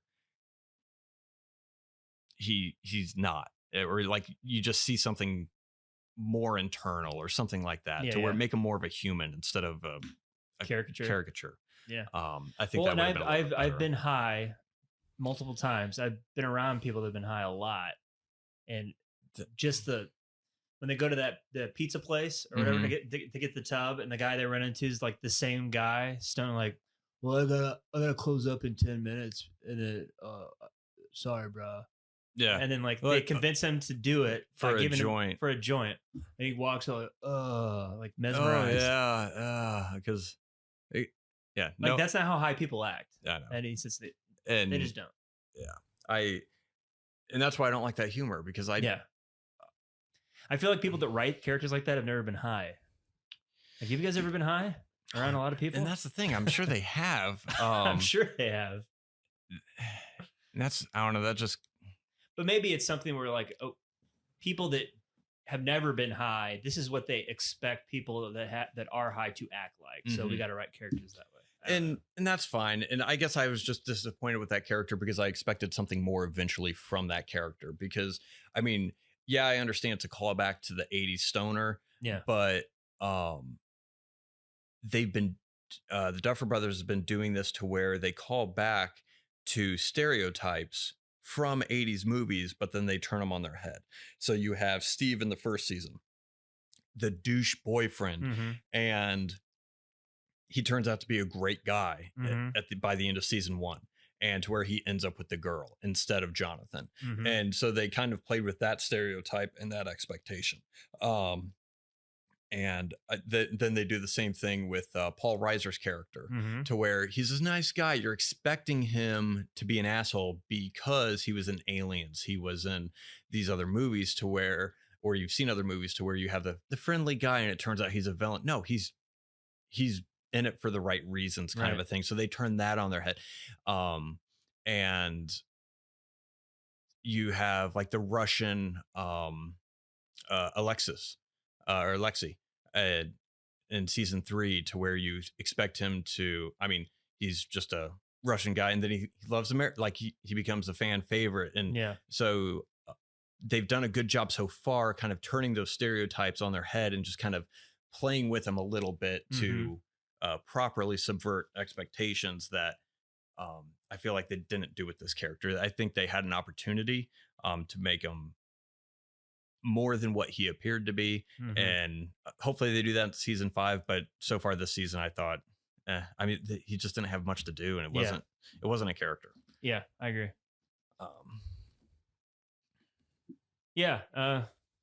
So who's the other one? The other new character? Shit. Eddie Vecna. Vecna. Yeah. Awesome. Mm-hmm. Yeah, that actor, Jamie Campbell Bower, he's got that very creepy, not creepy, devious. He's got a devious look about him. I should have predicted that he was Vecna, and I didn't. I thought it was gonna be Billy. He has very pointy facial features. Yes. And if you ever learn anything in life, listeners, if you ever see anybody with a very pointy face, they're mean. That's right. And they're bad. So sharp edges. They cut you. That's why I'm fat. Yeah. But no, I thought he was good. My wife had a theory. I forget. We had separate theories, and we both turned out to be right. To where Vecna, I had the theory was like, I just blurted it out. I forget what episode we were on. I was like, Vecna's number 1. And then she had a theory that the guy helping Elle in the Rainbow Room, she's like, oh, I bet he's 1. And we both turned out to be right or whatever. Right. But I went back on my theory because I was like, oh, nope, wait a minute. Can't be 1 because it happened back in the 50s or whatever. Right. And so I don't know how old 1 was supposed to be. That might have been a little in that. That might have been a little because stretch. I feel like it was supposed to be like the 50s. He should have been like at least in mid 30s, maybe early 40s when he met Elle. And he looked, and I mean, the guy probably just looked young. Yeah. I mean, he looked 24. Yeah. Yeah. Or it's like early 20s or something like that. I can get over that though. Yeah. But yeah, that's the only reason why I went back on that theory, because I didn't think he was old enough to be that. I love the Robert Englund cameo. Yep. That was perfect. That was good. Because God, they obviously they reference hell. Like I get Hellraiser vibes. Tell me what the references are, because you were into the 80s horror stuff, and I haven't seen Dream Warriors. I haven't seen. Oh man. I think I saw Nightmare on Elm Street. That's the one with Johnny Depp, right? Yep. It's Eaten by the Bed. I've seen Halloween was 70s, but I've seen Friday the 13th. I think that was 70s too. But the first one was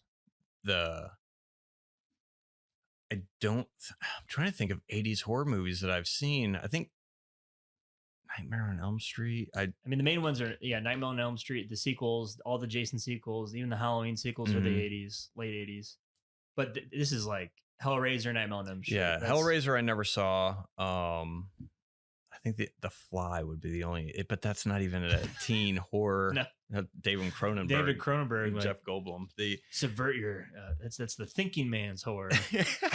But I didn't watch that until I was like in my 20s. So no, the Hellraiser is just gothic. It's all about atmosphere. So right when you see Vecna, I immediately thought of Pinhead, like the gothic tone of everything about it, and then just when he possesses each of the bodies, and then they're in like Vecna's world in his house, in like this sort of dream world. I immediately think of Nightmare on Elm Street and Dream Warriors in particular, for sure. Even like with the clocks, the way that even the staircase in that house reminds me of the house in Nightmare on Elm Street. I don't know if that was intentional, but even the layout, like the layout around the staircase, that's the same layout as the first Nightmare on Elm Street. Got and the window pane with the rose and everything.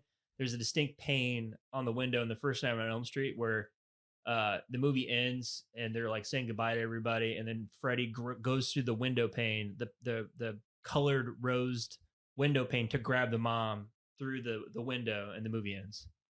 Got it. Is that after they drive away in the car? Yeah. Okay. Yeah. So I clearly a reference to that movie. Mm-hmm. And the got that sequence where Max is possessed and they're trying to get her back, and they're in like Vecna's lair where like the house is kind of ripped apart. It's not. It kind of reminded me. They're in the graveyard. It reminded me of Doctor Strange a little bit. Yeah. Yeah, just with everything just kind of floating around, and she won with music. Yeah. I run up that hill. Yes, that was really good. Well done. Yeah, I like that scene. I thought, that scene in the graveyard. When she starts raising up, very, very well done. Cool. That's Dream Warriors, though. Yeah. Yes, for sure. I think they owe royalties to whoever wrote Dream Warriors. They took a lot of references from it. I do like that. I guess you call it retconning, like we were talking about that one. Because somebody told me their theory was that 11 created the Upside Down. Mm-hmm. It kind of was. She didn't create the Upside Down. It's always there, but she did kind of set things in motion by sending. Yeah, she created the gate. You like that? I do. Yep. Yeah. I like that too, to where she created the initial gate. Yeah. Well, and she set one there, and if one's not there, like there's nobody creating the mind flare and the hive mind, like setting all that in motion. Well, see, I don't know if the mind flayer was in that universe prior or not, because the Demogorgons were already there. Yes. And it looked like when he first got thrown into that universe or that dimension, nothing was kind of created. No. And it looked like he created at least Hawkins from that point, in time, which is why everything is stuck in 1983 or whatever date that was, because they went to get Nancy's gun. Yep. And it wasn't there. It was everything from 19 whatever. But yeah, so the mind flayer, I don't know if he created that or wasn't there a scene where he was creating it? Like from that smoky shit or whatever. He saw it and like he was talking about like the potential of this world or whatever, and he's like sitting there and he's like creating the mind flayer. Oh, I didn't know. I thought that was he was manipulating it. I thought he was just creating it like out of thin air. That could be it too. Yeah. I don't know. Again, I've only seen it once. I got the impression that he was sent to that dimension and he was so powerful that he just took over. Oh, took over. Yeah. Well, maybe I misinterpreted it. But I don't know. I mean, you could be right. I didn't know if he created the mind flayer or not. Yeah. It would make sense if he did, simply because I think I would feel like the mind flayer is a more powerful being than what one would be. But yeah, I don't know. I like the fact that they gave that backstory and kind of connected Elle, and it made sense of why is the government in Hawkins in the first place? Why is it even there? You know, they give the story of was Victor Creel or whatever. So so they lived there. So one is there. He's from Hawkins. So they just set up shop there. Okay, that makes sense now. Why that's why you're in the middle of nowhere, Hawkins, Indiana. Okay, that makes sense. And then why are they still doing experiments on other kids? And then they get to 11. She's the most powerful one. She has the interaction with one because he wants to be all powerful. Please join me. She doesn't want to do it, and then she sends him off. Did they explain who Elle's father was? No. Is Elle's father one? I don't know. Because I was thinking about this. I want to say they explained in, what was it, season 2, that they injected them with some kind of drug when they were pregnant. Oh, okay. And then they took their babies or their children from them. But I thought her mom was involved in some kind of experiment. I'd have to rewatch. They leave it kind of open though. Yeah. You don't really get any backstory of, I mean, you see, her mom and everything is kind of just, fucked up for the most part. What did they even do to her to kind of, I mean, I know they did some like electroconvulsive therapy or whatever to kind of shock her brain to kind of comatose her a little bit, but Yeah, but I mean, I know because I want to say she was a part of some. I thought in season 2 they revealed that she was a part of some kind of program to develop ESP capabilities, and it was their children that actually had it more so, and then that's why there was like a litter of kids that they pretty Mhm. much took. I mean, I'm probably misremembering it, but I want to say that's what I thought had happened, because it wasn't just her; it was other people that uh, had missing kids or whatever. Yeah, it could be. Yeah. But I like the interaction between Elle and one in the Yeah. rainbow room and stuff, him kind of teaching Oh her yeah. and stuff. Um, trying, so much stuff that happened in the season. The um, what do you think of Susie's return and her family? Susie. Dusty's girlfriend. Oh That yeah, that was cool. yeah. It was a nice little touch. The I wasn't expecting her family to be so just kind of out there. the yeah, like because I think she's Mormon, Yeah, and then yeah, of course has like 12 siblings or yeah. something like that, and then Like the dad's not even around, and yeah, and the all sister's the like kids are taking like care of all the. psychopaths or Yes, whatever. yeah. Somehow Susie's got her shit together and is extremely smart and capable and all that stuff. Yeah, For breaks into the school to give Dusty yeah, a good grade like Ferris Bueller's Day Off. yeah. She's like, what, she's praying or something or Yeah. repentful about it or whatever. That was cool though. Nah, it was a good throwback. Um I'm trying to think of. I don't like Will anymore. He's kind of just a whiny bitch. yeah, I agree. It's annoying. I hope they give him something to do in season 5. Um I don't care about him. Yeah, I I don't I either. mean, it was season 1, great, and then Yeah. you had the neck tingles in season 2. Yep. Um, season 3, I can't really remember what his thing was. I think he was kind of a lot in the background. Oh He yeah, didn't have much he to was do. bitching because Mike wanted to make out with Elle and not playing D&D. That's right. So that was his whole thing. And then this season, he's just crying all the The whole time. He time. painted a picture. Because You're the heart, Mike. so that's the other thing with the Remember, season. you're the heart. We'll get back with Will, but some of the emotional scenes, like quote unquote emotional scenes, Mhm. I thought was a little cringy at times. I mean, I don't know, it wasn't the acting, I guess. I think the dialogue is just felt clunky.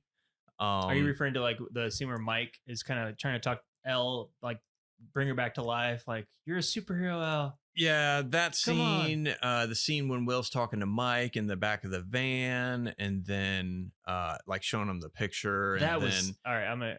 That was bad. the The scene in the back of the van. yeah, the scene with Dusty talking with Eddie's uncle. I thought that was a little Yeah. I mean, it was just over the top, I felt like. Yeah. Didn't hit. Obviously Dustin was sad for his Sure. friend, but I guess it was so jarring because after everything happened, it just said 2 days later, and Nancy's fine, Yeah. Steve's fine, Mhm. Robin's fine. Yeah. They're all, oh, we're just gonna help out of the shelter really quick, We and I'm fold these like, clothes here. This goes in the yellow pile. This goes in the blue like pile. they're so damaged that whole experience. I mean, I would have slept for 24 hours after that because I don't think those kids slept in like a week. Right. And I wrote something on here about that. to where it's like it's like they woke up from a bad dream and they're just kind of like, oh, Yeah. to where for once I'd like for something amazing to happen in a movie and just the characters stop and be like, all right, can we just like appreciate that we survived this or something? I mean, I thought their acting leading up to it, riding in the van, Yep. on the way to Battle of Vecna, I thought was great. But it was like 2 days later. Oh, do you want Mr. Bunny? Oh, Yeah. I'll donate him to a loving home. Like, how are you not like losing your mind right now? I mean, Yeah. obviously they were exposed to it before, but still, you would need some time to decompress, and your town just got split in half. Right. With a massive earthquake. You don't know how many people are dead. There's this giant gate, and everyone's just kind of bopping around like nothing's wrong. Here's what I wrote about that. I said, one thing that is a little off is the side love storyline subplots. This is in reference to what you were just talking about. In particular, Maya Hawke's character, Robin. I'm fine with it, but it just seems a tad out of place given the fact that they just entered an alternate reality fighting interdimensional murdering monsters that enters your mind. I would think they would have PTSD symptoms before worrying about your crush liking you. Yeah, that's a good point. Yeah. And because I don't think I'm trying to remember in season 3, she saw the mind flayer. I think so. Pretty sure. Yeah, because she was being chased by it. So, but she wasn't in Upside Down. She wasn't strangled by a vine for like an hour. No. Thinking she's going to die. And I don't know. Yeah, you didn't just see a monster. You just set the monster on fire. You kicked the monster out the window. Yeah. Yeah. So I thought they seemed to get over it a lot. I mean, Pretty which quick. they probably needed to just to kind of bring the season to a closure and just bring everyone down. Yeah. But I also think that the scene in particular you're talking about with Dustin and Eddie's uncle or whatever, it didn't hit as hard because the scene with Eddie dying was so good. Mm-hmm. Where that's once you raise that bar to that point where it's very like even the scene with Max and God, what's his name? What's his name? Lucas. That was really good. Mm-hmm. They did really well. Oh yeah, her acting in that scene. Oh, I'm not ready to die. I'm not ready to die. I was like, that's Emmy right there. That's pretty good. So when you set in these bars for these actors that they knock it out of the park, and I think maybe that scene with Dustin and Eddie's uncle would have been better because Dustin was going pretty into detail to where, a town hated him, but he was a hero. Like if I was the uncle, I'd be like, the fuck are you talking about, kid? Mm-hmm. Like if he died in the earthquake, he fought? What? Like I think Dustin should have been more cryptic, and I think that would have paid off more enough to where he could have just said, I knew Eddie. I know he didn't do this. And I think if I'm not getting choked up, I don't know what's wrong with my throat, but just thinking back to that but scene. if he said something to Eddie's uncle in regards to I knew Eddie and I was friends with him, and he was a good friend, and he knew how to make me laugh, and he helped me starting out in high school or something more personal, not he was a hero and all this other stuff, because I think that would have made sense, one, for the uncle to hear, not so much as he fought to the very end and he saved my life and blah. If I was the uncle, I'd be having questions about that. I'd be like, the fuck you talking about? What happened? Fighting what? Right. And to where I think if Dustin was more cryptic, I think it would have played a little bit better, especially if it was coming from a more personal point of view, to where, Eddie didn't run away. He fought off to buy more time, but Dustin, there's a scene in there to where Eddie and Steve are talking, and Eddie tells Steve, he's like, Dustin worships you, and I get jealous of that. Mm-hmm. And because he thinks you're just the coolest person ever.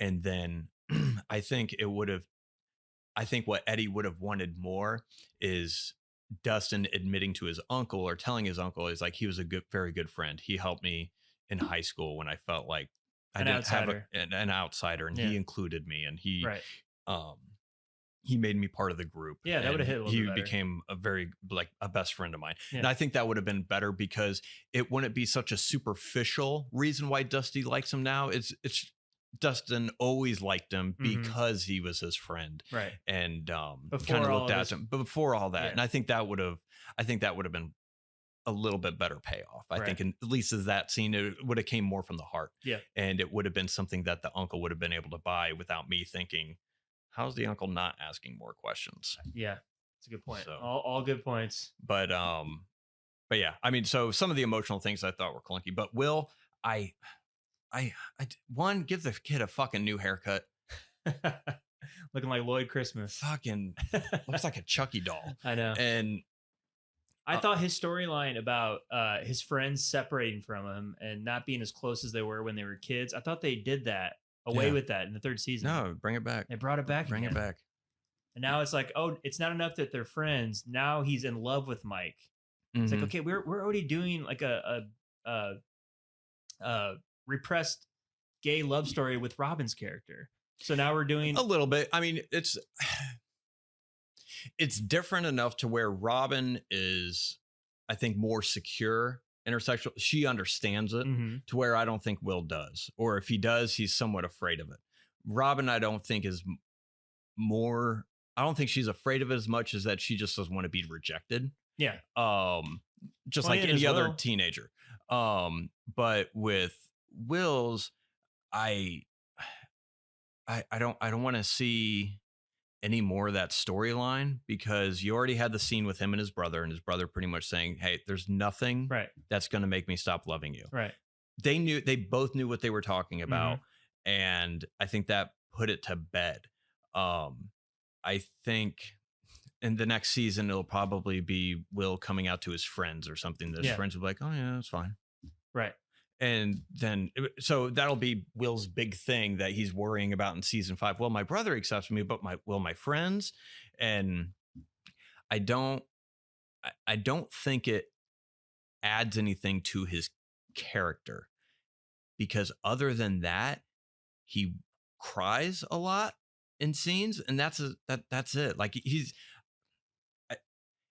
I would like for his character to do something. Sexuality is not a character. It's not interesting. It's not a fucking character. It's not. Like, oh, describe the character. Well, I'm gay. Okay. Anything else on it? Behind this I mean, onion? is there? I mean, there's more to you. I mean, I feel like he hasn't done anything. I mean, he was kidnapped in season 1, to where you really didn't see much. He was hiding out. Season 2, he had the neck tingles. He didn't. I mean, that was probably the most involved he's been. So maybe season 5 will be a little bit better, because now he has the neck tingles back at the end of season 4. Season 3, he was just whining because none of his friends wanted to hang out with him. They were all chasing girls. And then this season, he was just crying the whole time because he painted a picture and no one wanted to look at it. But I mean, I don't know. I guess listeners, I mean, if you're gay and you grew up in the 80s, or if you identified with Will, I mean, let us know. I mean, I'm sure some viewers did, or probably could draw some parallels to that.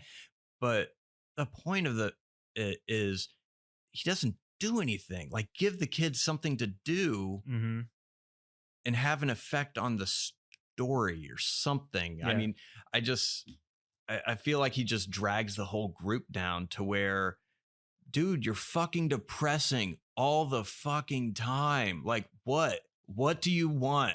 Are you happy now? Like, what's the problem?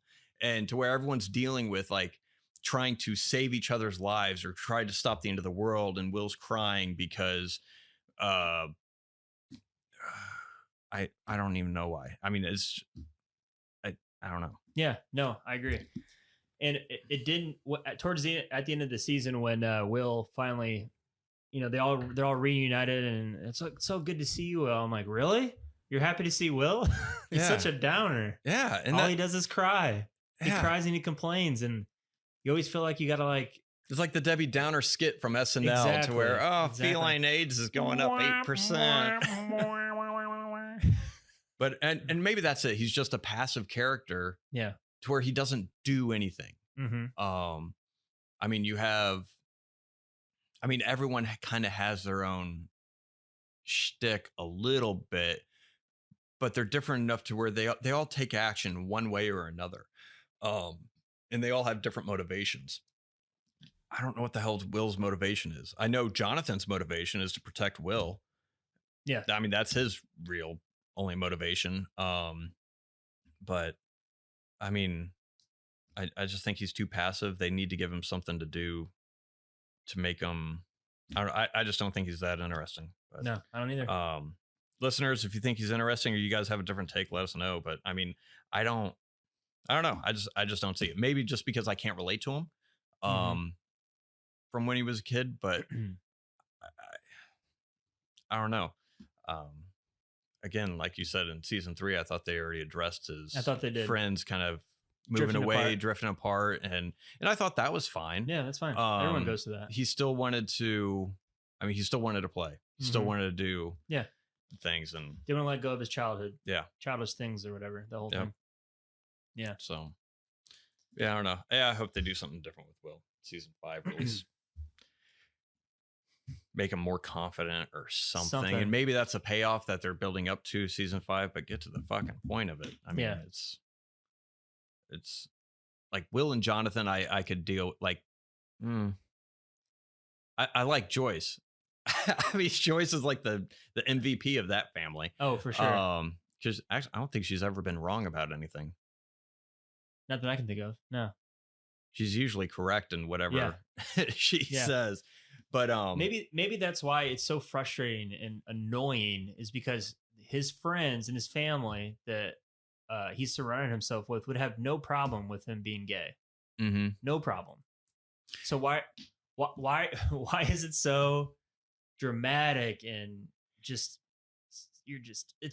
everything is like it's just a dramatic, piece of it goes to the point of just it's creating false conflict. It's ridiculous. Yeah. And I mean, again, they may be just alluding to something that I don't know.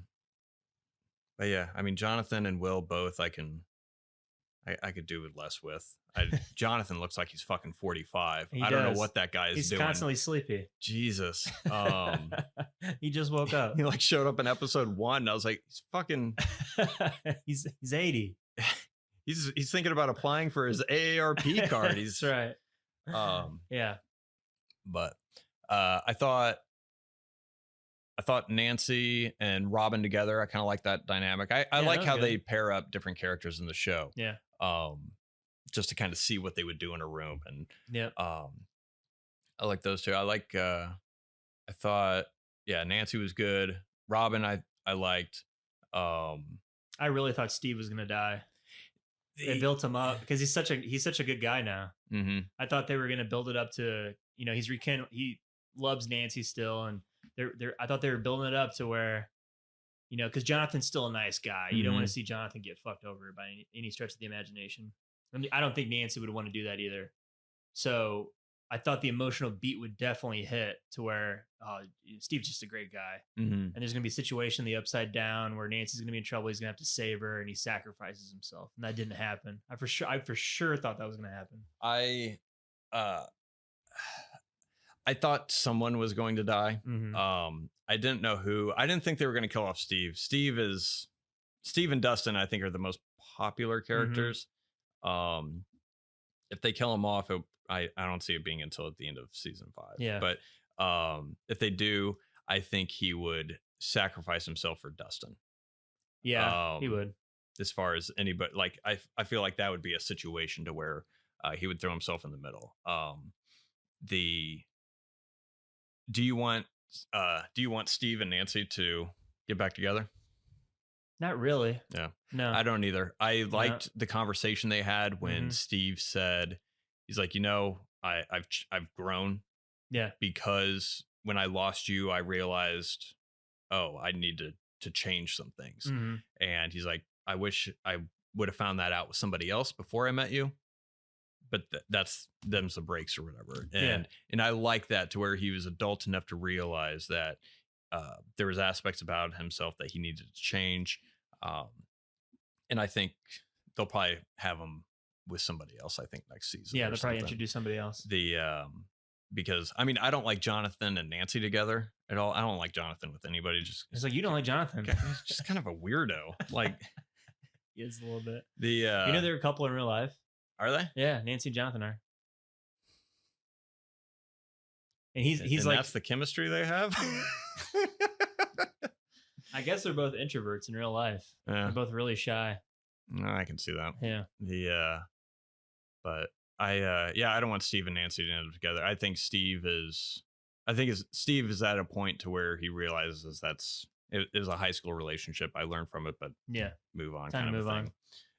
I think they nodded to that at the end of that last episode where Jonathan and Nancy were like hugging it out, and then Steve walks by them and kind of just kind of like gives like a acknowledging gesture and like it's time to move on kind of thing. Mm-hmm. Yeah.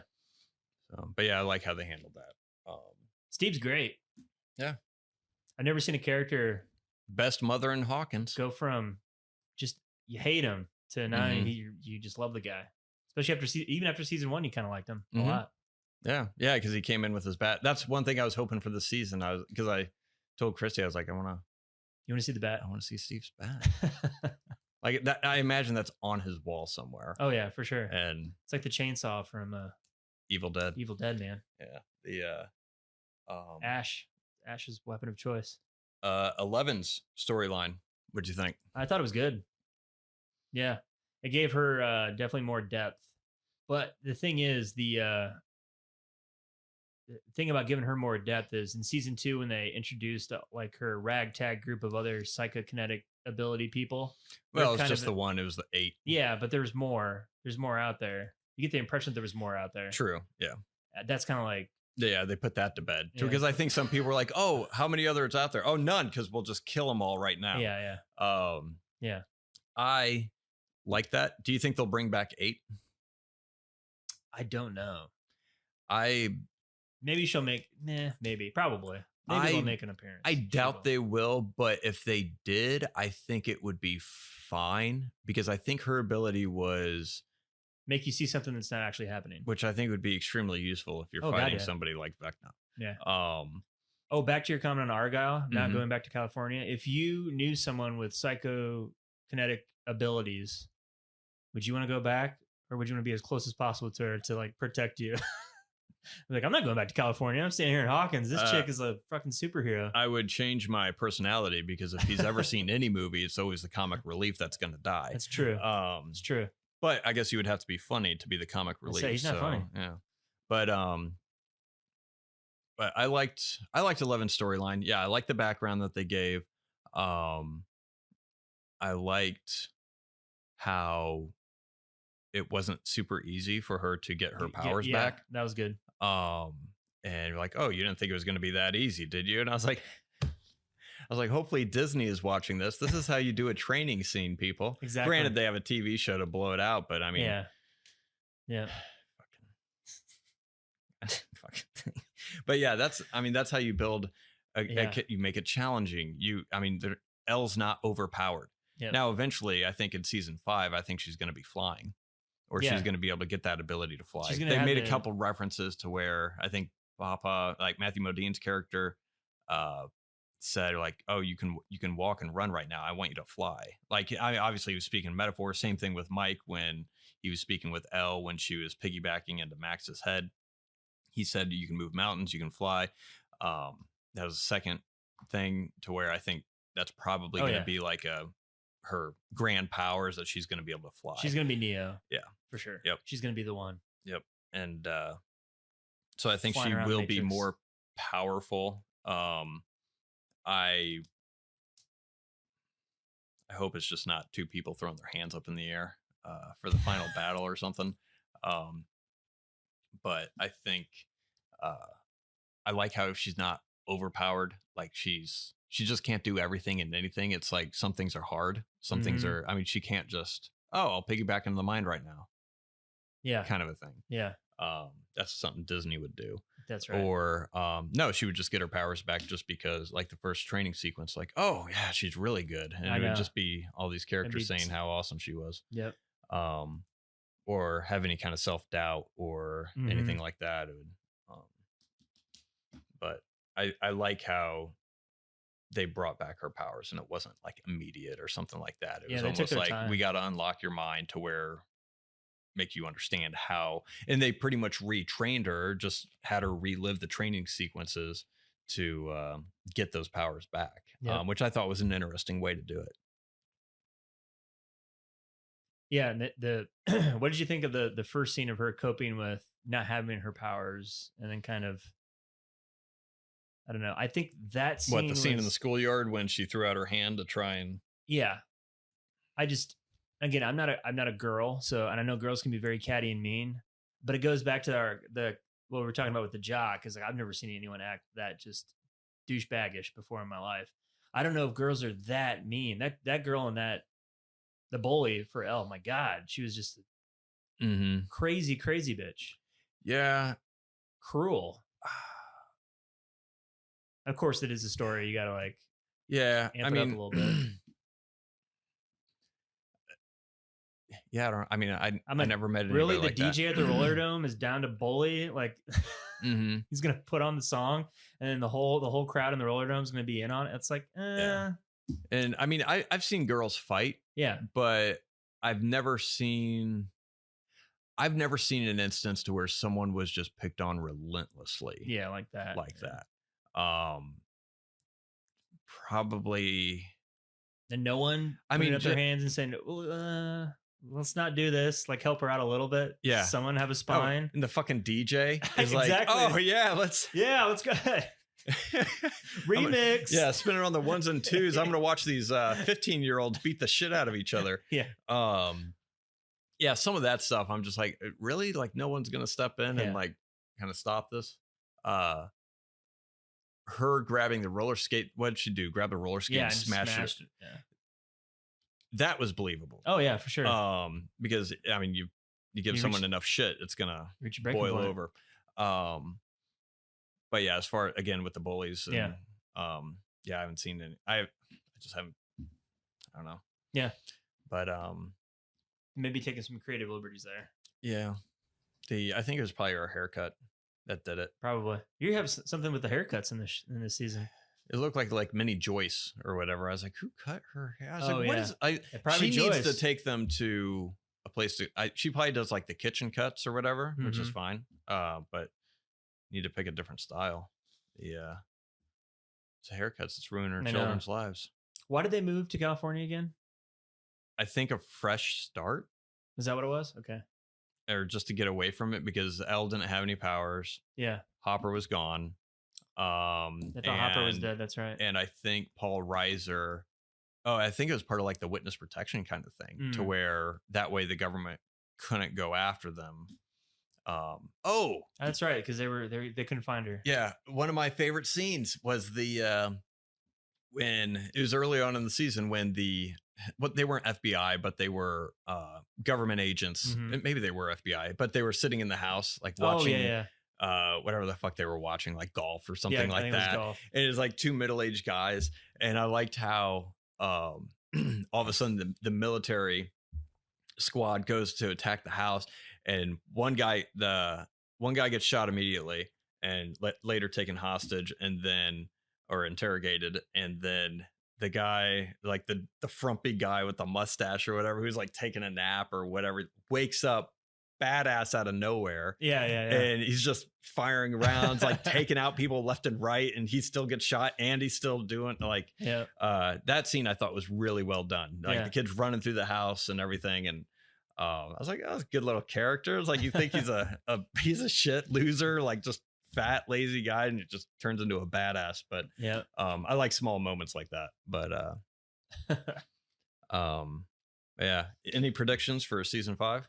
I like your prediction about Elle, her powers elevating a little bit, because I think it's gonna. Because I don't even know how Vecna's gonna get back into the picture, if he's just gonna take his physical form again, or if he's gonna kind of be kind of like that smoke monster or whatever, where he's kind of just everywhere, and he can kind of enter the mind of.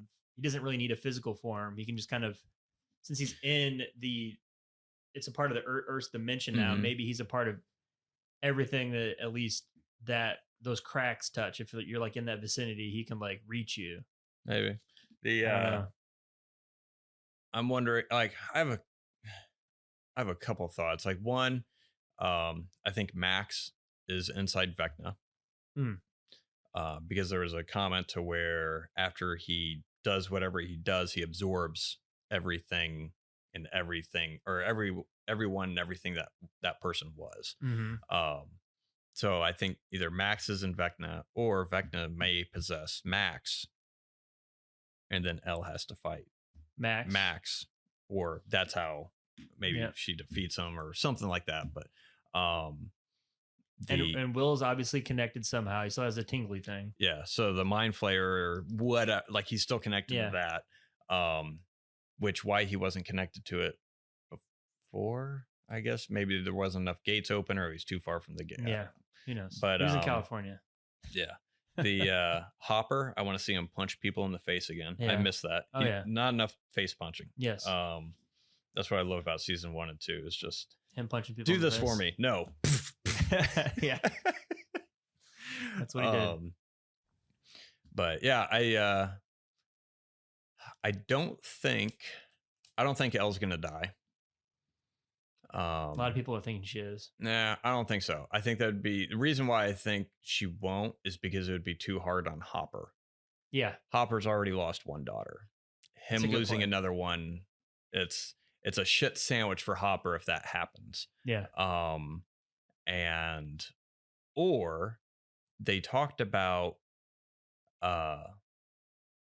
they made reference to why is it that I don't know, I just had another thought. Maybe Elle is able to manipulate time in some way to where it was all just a parallel universe or something, like she reverts everything, which I think would be a cheap way to do it. But the Upside Down is permanently stuck in 1983, which that could either be explained because that's when Vecna went in and he recreated based on what it was in that point in time, or there's some kind of weird time manipulation that is possible to where maybe L11 sets things back to where Jim has his daughter, but it's already explained as he got Agent Orange in Vietnam and it not sterilized him, but it mutated his sperm and semen to where they couldn't have a child without some kind of birth defect or whatever. I don't know where I'm going with that, but anyways, I don't think Elle's gonna die. I think it would be too hard on Hopper. If I don't know how they would end it, if they're just gonna like just wrap it up and like really put a bow on it. I know they talked about doing a spinoff, which they said would be 1,000. Like the article came out today, that would be 1,000% different. So different characters, different other stuff. So which if it turned into an anthology, which I thought that's what they were going to do with Stranger Things to begin with. I thought the first season was just going to be that.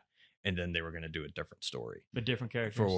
Different characters, or even the same actors, but just different situation. Gotcha. Similar to like American Horror Story. But Stranger Things would be better than that because American Horror Story. You don't like American Horror Story? Fucking sucks. The first season was great. Yeah. I haven't seen anything out past the first season. Third season, which one was that?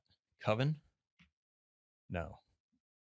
The second one was like the Asylum. I never saw that one because everyone was like, it's not that good. So I didn't watch it. The first season I thought was really good. But yeah, then it just turned into it was weird. Fucking gross and weirdness just for the sake of being gross and weird. Yeah. So I was like, nah, it's not writing. I like your theory though on maybe you're onto something there with 11 increasing her powers. Maybe it gets to, I'm not saying this would be the right thing to do, but if for some reason Vecna ends up killing everybody. Oh, like an in-game situation. Yeah, and she kind of has to reset it using the Upside Down dimension. Like you said, it's set in 83. She could kind of do a reset. Her powers, she kills Vecna, she defeats him. She goes to the Upside Down the same way that Vecna created his world in the Upside Down. Elle can do the way that she wants it to be, kind of resetting everybody at square one again. So it'd be like a Donnie Darko almost situation kind of, where she doesn't even exist. Maybe she even sacrifices herself. She doesn't even butterfly affect it. She doesn't even inject herself in their lives anymore. She kind of just does her own thing. Yeah. And then everyone's back to where they were for better or for worse, but at least they didn't have to. I think if they did that, it would have to get to a point, which it very well could, to where it'd be a hell of a lot worse off at their current status than just reverting back to where everything was, kind of a thing. Yeah. You get what I'm saying? Like, it'd have to get so bad to where that would be a better outcome than Absolutely. actually fixing it in that point in time. I think they're starting on the right foot with that. Yeah. They're With the basically destroyed Hawkins. yeah, and if the and it's Earth is going to spreading. be Yeah, the world's going to end, then you kind of forced into doing something like that. I think we're onto something there. maybe. Hopefully they have a better ending. What if they end it to where one or two characters dies tragically, and then they defeat Vecna, and then it's just maybe that's how they get the spinoffs into it. Like the Upside Down is part of Earth, unless they for somehow they close up all the cracks and everything kind of just resets itself. But there has to be, it's going to be some sort of cataclysmic battle to where kind of like Man of Steel, where fucking buildings are just being shot down. Vecna's going to destroy the state of Indiana, crush everybody, killing millions of people. It's going to be something epic like that, something crazy. It's going to be a part of the storyline.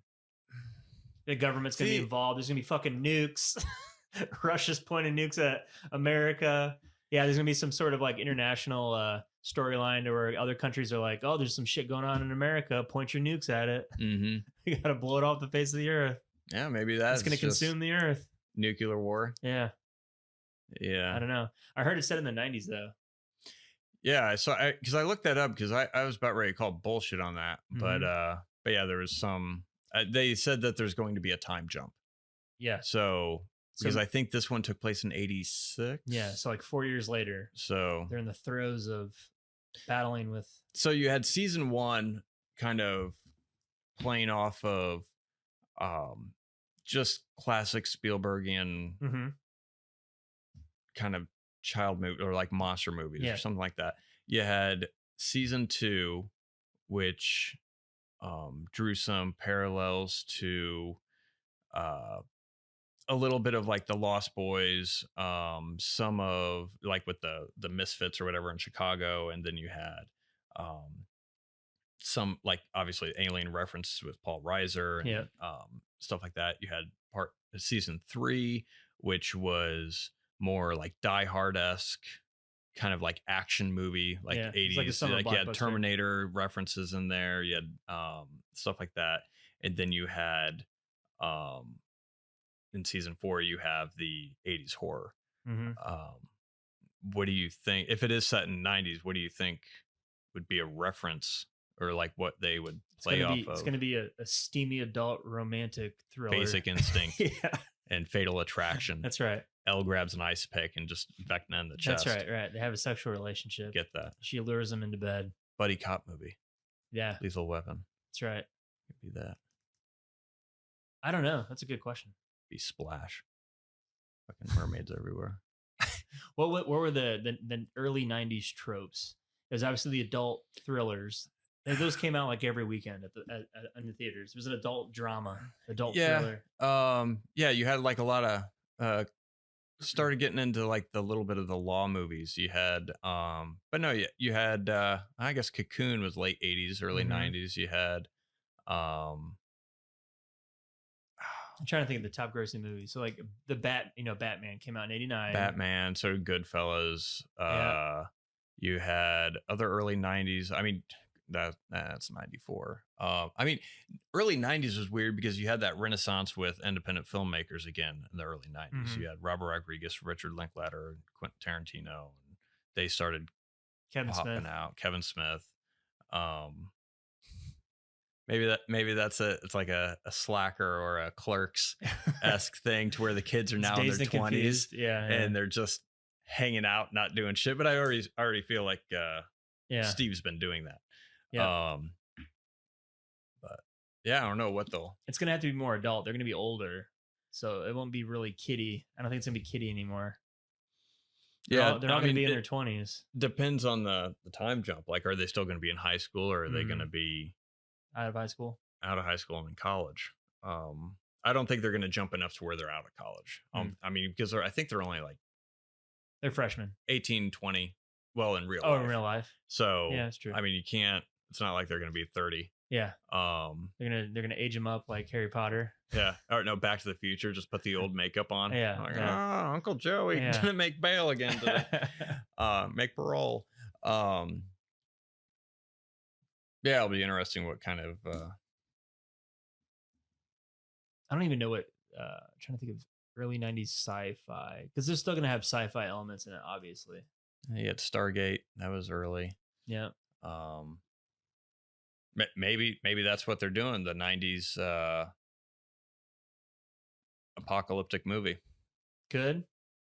Because it could. I mean, even though they made references to even if it takes place in year 91, they could be drawing references to Independence Day or Armageddon or Deep Impact. Yeah, all that like stuff. something kind of massive like that. Yeah. Disaster flick. Yeah. It could be it. Disaster or Jurassic flick. Park. Or Jurassic Park. But we're just way off base and it's gonna be something so cool we don't even know about it yet. Yeah. But so how would you rank? Did you like this season more than the first one? Because obviously, I it's a battle between the first season and this one, right? For what's your favorite? I think season 3 is my favorite. Oh, it's your favorite, really? Yeah. But season 1 and 4, I think, are even with this. Okay. I think season 1's better than 4 in the aspect that the story is more concise. Yeah. But and there was at times in season 4 I thought it was just a little bloated, or like they were drawing some things out or trying to make up random shit for characters to do, except for Will. And so that's why I think it kind of fell short a little bit. But season 1 and 4, I say about the same. Season 3 is my favorite, just because I feel like they learn their mistakes from. Season 2 is my least favorite. There's aspects of season 2 that I enjoy, like Bob. I like Paul Reiser in it. I like I don't like Elle going to Chicago to hang out with people for a weekend or something. And but there's aspects of season 2 that I enjoy. But season 3 I thought was good. I feel like they learned their lessons from what didn't work from season 2 and season 3. Carrie Elways. But I mean, I felt like it was pretty entertaining. It was. I'm not saying it's bad. Yeah. Yep. But yeah, I would say 3, and then 1 and 4 are tied, and then 2. Yep. I would say 2 is my least favorite, and then 3, then 1, then 4. Okay. Yep. So 4, 1, 3. 4, 1, 3, 2. 2. Yep. Cool. But I could watch 1. 1 has the advantage of discovering all the mystery behind stuff. So that's what makes it very interesting. Yeah. And it could stand by itself. It could. Yeah, for sure. Yeah, you could literally just watch that and like you said, if they did the Santa Clarita Diet, dieted Stranger Things and then just stopped it, I wouldn't regret watching season 1 if there was no continuation of it. Correct. Yeah. I think, and because I remember when we watched it, when we watched the first season, it was based off a recommendation of a couple of our friends, and we're like, oh no, we haven't seen it. Like, oh, you like it? It's like old Spielberg things, and we watched it. And I was like, huh. I was like, that's pretty cool. And then Christy was like, oh, are they going to do a second season? I'm like, I don't know. If they didn't, it's still a good. Oh yeah. I was like, that would be a great limited series. Oh yeah. Or if they just did a different story in the next season, just had like a instead of episodic Twilight Zone amazing stories stuff, it would be season long stuff. Yeah. But I'm excited for the finale though. Yeah, I'm excited for it. I'm going to be sad when it ends because I don't think there's going to be. I enjoy watching The Boys, but I don't get amped up for it. It's not like something that I'm like, ooh, like what happens next? Yeah. Because with Stranger Things, at least there's no other medium with it. It's not based on a book. It's not based on a comic graphic novel or anything. It's true. It's an original thing. But yeah, it'll be sad when it ends. You're gonna cut your Netflix subscription the day after. Yep, day after. Count the fucking days. Reed Hastings, is that his name? Yeah, it is. That's all right. By then it'll be ad supported, so you're gonna have to suffer through ads when you're watching Stranger Things season 5. I will not. I will pirate it. Oh, you know you're going to.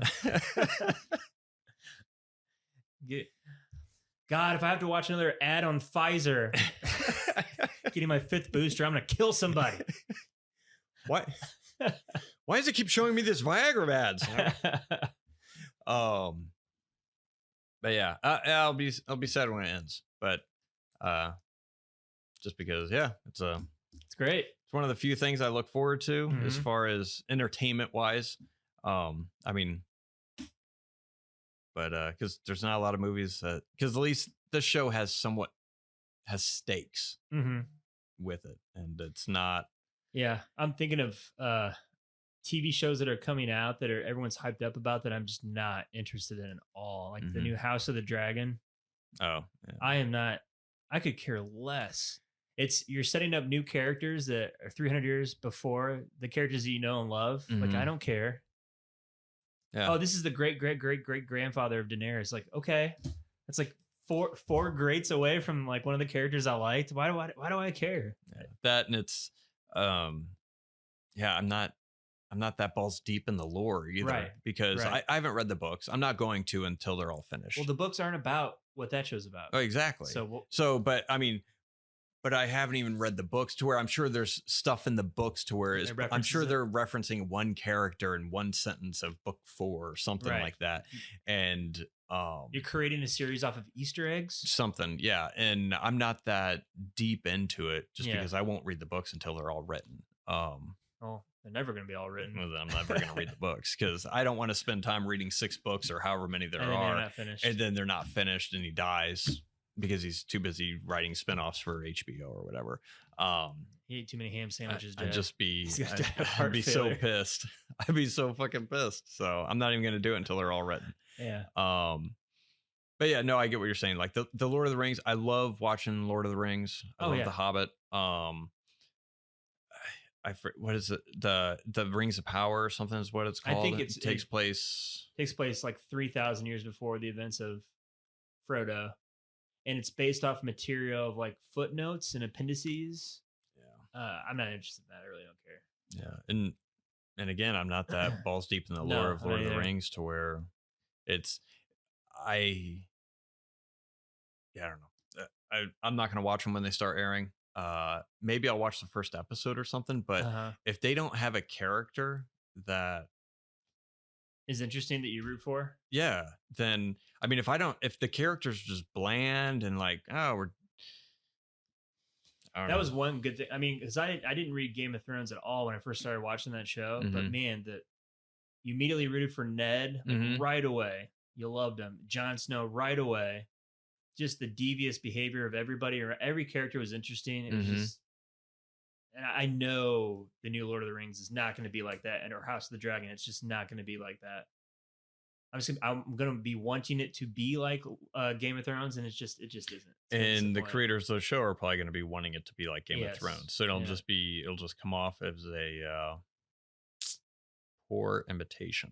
Yeah, and that's what I think Lord of the Rings is going to suffer from. Is they're going to try to imitate the success of Game of Thrones. That's why they bought that property, to make a Game of Thrones like show, because everyone's chasing that. What's that game? Chasing the Dragon. Yeah. Literally, they're chasing the Game of Thrones dragon, trying to get that atmosphere, that buzz. That's the last show that you can remember, right? Of just everybody watching it at the same time and talking about it the next day. Yeah, it was Game of Thrones. Before that, it was Breaking Bad. Before that, it was probably The Sopranos, or but yeah, I mean, and if the past isn't any indicator, which it's not, but if it is, the best episodes of Game of Thrones were seasons, I think 1 through 4, 1 through 5. Like as soon as they ran out of books and they were going off R.R. Martin's outline, you could see the decline in quality. Yeah. It was very much night and day, and this whole story is off outlines from. Oh yeah. So at that point, it's like, like, really? Like, other than that name. Yeah, he's not building the characters, somebody else is. Yeah. Which is that's a problem. But that's not good. Characters aren't fleshed out yet. Somebody else is fleshing them out. It's not George R.R. Martin. But yeah, there's not a lot of and it's not J.R. or Tolkien fleshing it out. No. I do want to watch The Terminal List. That's probably the next thing I'll watch. It's on Amazon with Chris Pratt. Is that a show? It's a show. I'm just interested. I didn't know Chris Pratt did a TV show, so I'll probably watch that, give it a shot, see what it's like. Let me know, because it looks very generic Yeah, action stuff there's to nothing else me. to watch though. Stranger Things is done. Yeah, I don't know. I think I'm gonna watch The Expanse after Stranger Things. Okay. Well, now that Stranger Things is done, because that's been on my list for a while. I watched the first 4 episodes. I liked it. Then I got distracted. Yeah. So I think that'll probably be the next thing I dive into. I wish they would do another Jack Ryan. I really liked. They are. They're. Oh God, I hope it comes out soon. Well, they're coming out with, I believe, season 4. I think they're coming out with season 4, and that's going to be the last one. But that's a good show. Yeah, Jack Ryan's a good show. Reacher. I haven't tried that yet. It's good. Yeah, watch Reacher. Each season is based on a book. Okay. So cool. So they got source material. Yeah, and my dad's a Jack Reacher fan. He reads the books, and he said the next season should be good because the book that whatever it's based off of. He's like, oh, it's probably one of my favorite books is that they're doing for the next season. So, but yeah, Reacher's good. Yeah, Netflix is gonna have to step it up. I can't think of anything else that they're putting out that I'm looking forward to. I hope they have nothing else, and they're like, fuck, what do people want? Oh, more Santa Clarita Diet. Yes, please. They're just gonna revive that. There you go. Just start reviving the shit that they canceled. Yeah. Maybe that was their game plan all along. Like, all right, let's cut it. We'll come back to it. Which is not. No one thinks that far ahead. Yeah. But yeah, I mean, even though those shows are good, yeah, there's nothing that I'm like. I used to be that way with Star Wars. Nope. Used to be. I think that was the last franchise because I tried to get into Harry Potter after episode 3 in Star Wars, and I watched the first. I think I fell asleep in the 4th one. Harry Potter. Yeah. So after episode 3 came out, I was in college and I was looking for another franchise because I thought that was the end of Star Wars. Oh, episode 3. Yeah. Gotcha. Revenge of the Sith. Gotcha. So after that ended, I was looking for another franchise. I was like, I need something to look forward to or to get invested in. And my roommate at the time, he's like, oh, have you seen the Harry Potters? And I was like, I think I saw the first one. And he's like, well, they're pretty good. And I think there was like 4 or 5 out at the time, or the 5th one was about ready to come out. Right. And he's like, yeah, you could try watching that. And so we just sat and watched 1, 2, 3, which I enjoyed. And then I fell asleep in part 4. And then I never went to the theater to see part 5. Gotcha. And I didn't watch it again until your sister and I went on a date, and we went and saw the very last Harry Potter movie. Right. And she had to give me like a summary of, I was like, okay. I was like, I remember this and this. I was like, what happened? She explaining everything. Then we went and saw the second part of Deathly Hallows. And I was like, so sadly, that movie made me want to go back and watch them again. And watch the other ones for the first time through. But yeah, since Star Wars, there's nothing. I was excited when Force Awakens came out. I was excited leading up to The Last Jedi. Fucking thing. But after Last Jedi, that killed Star Wars for me. Yeah.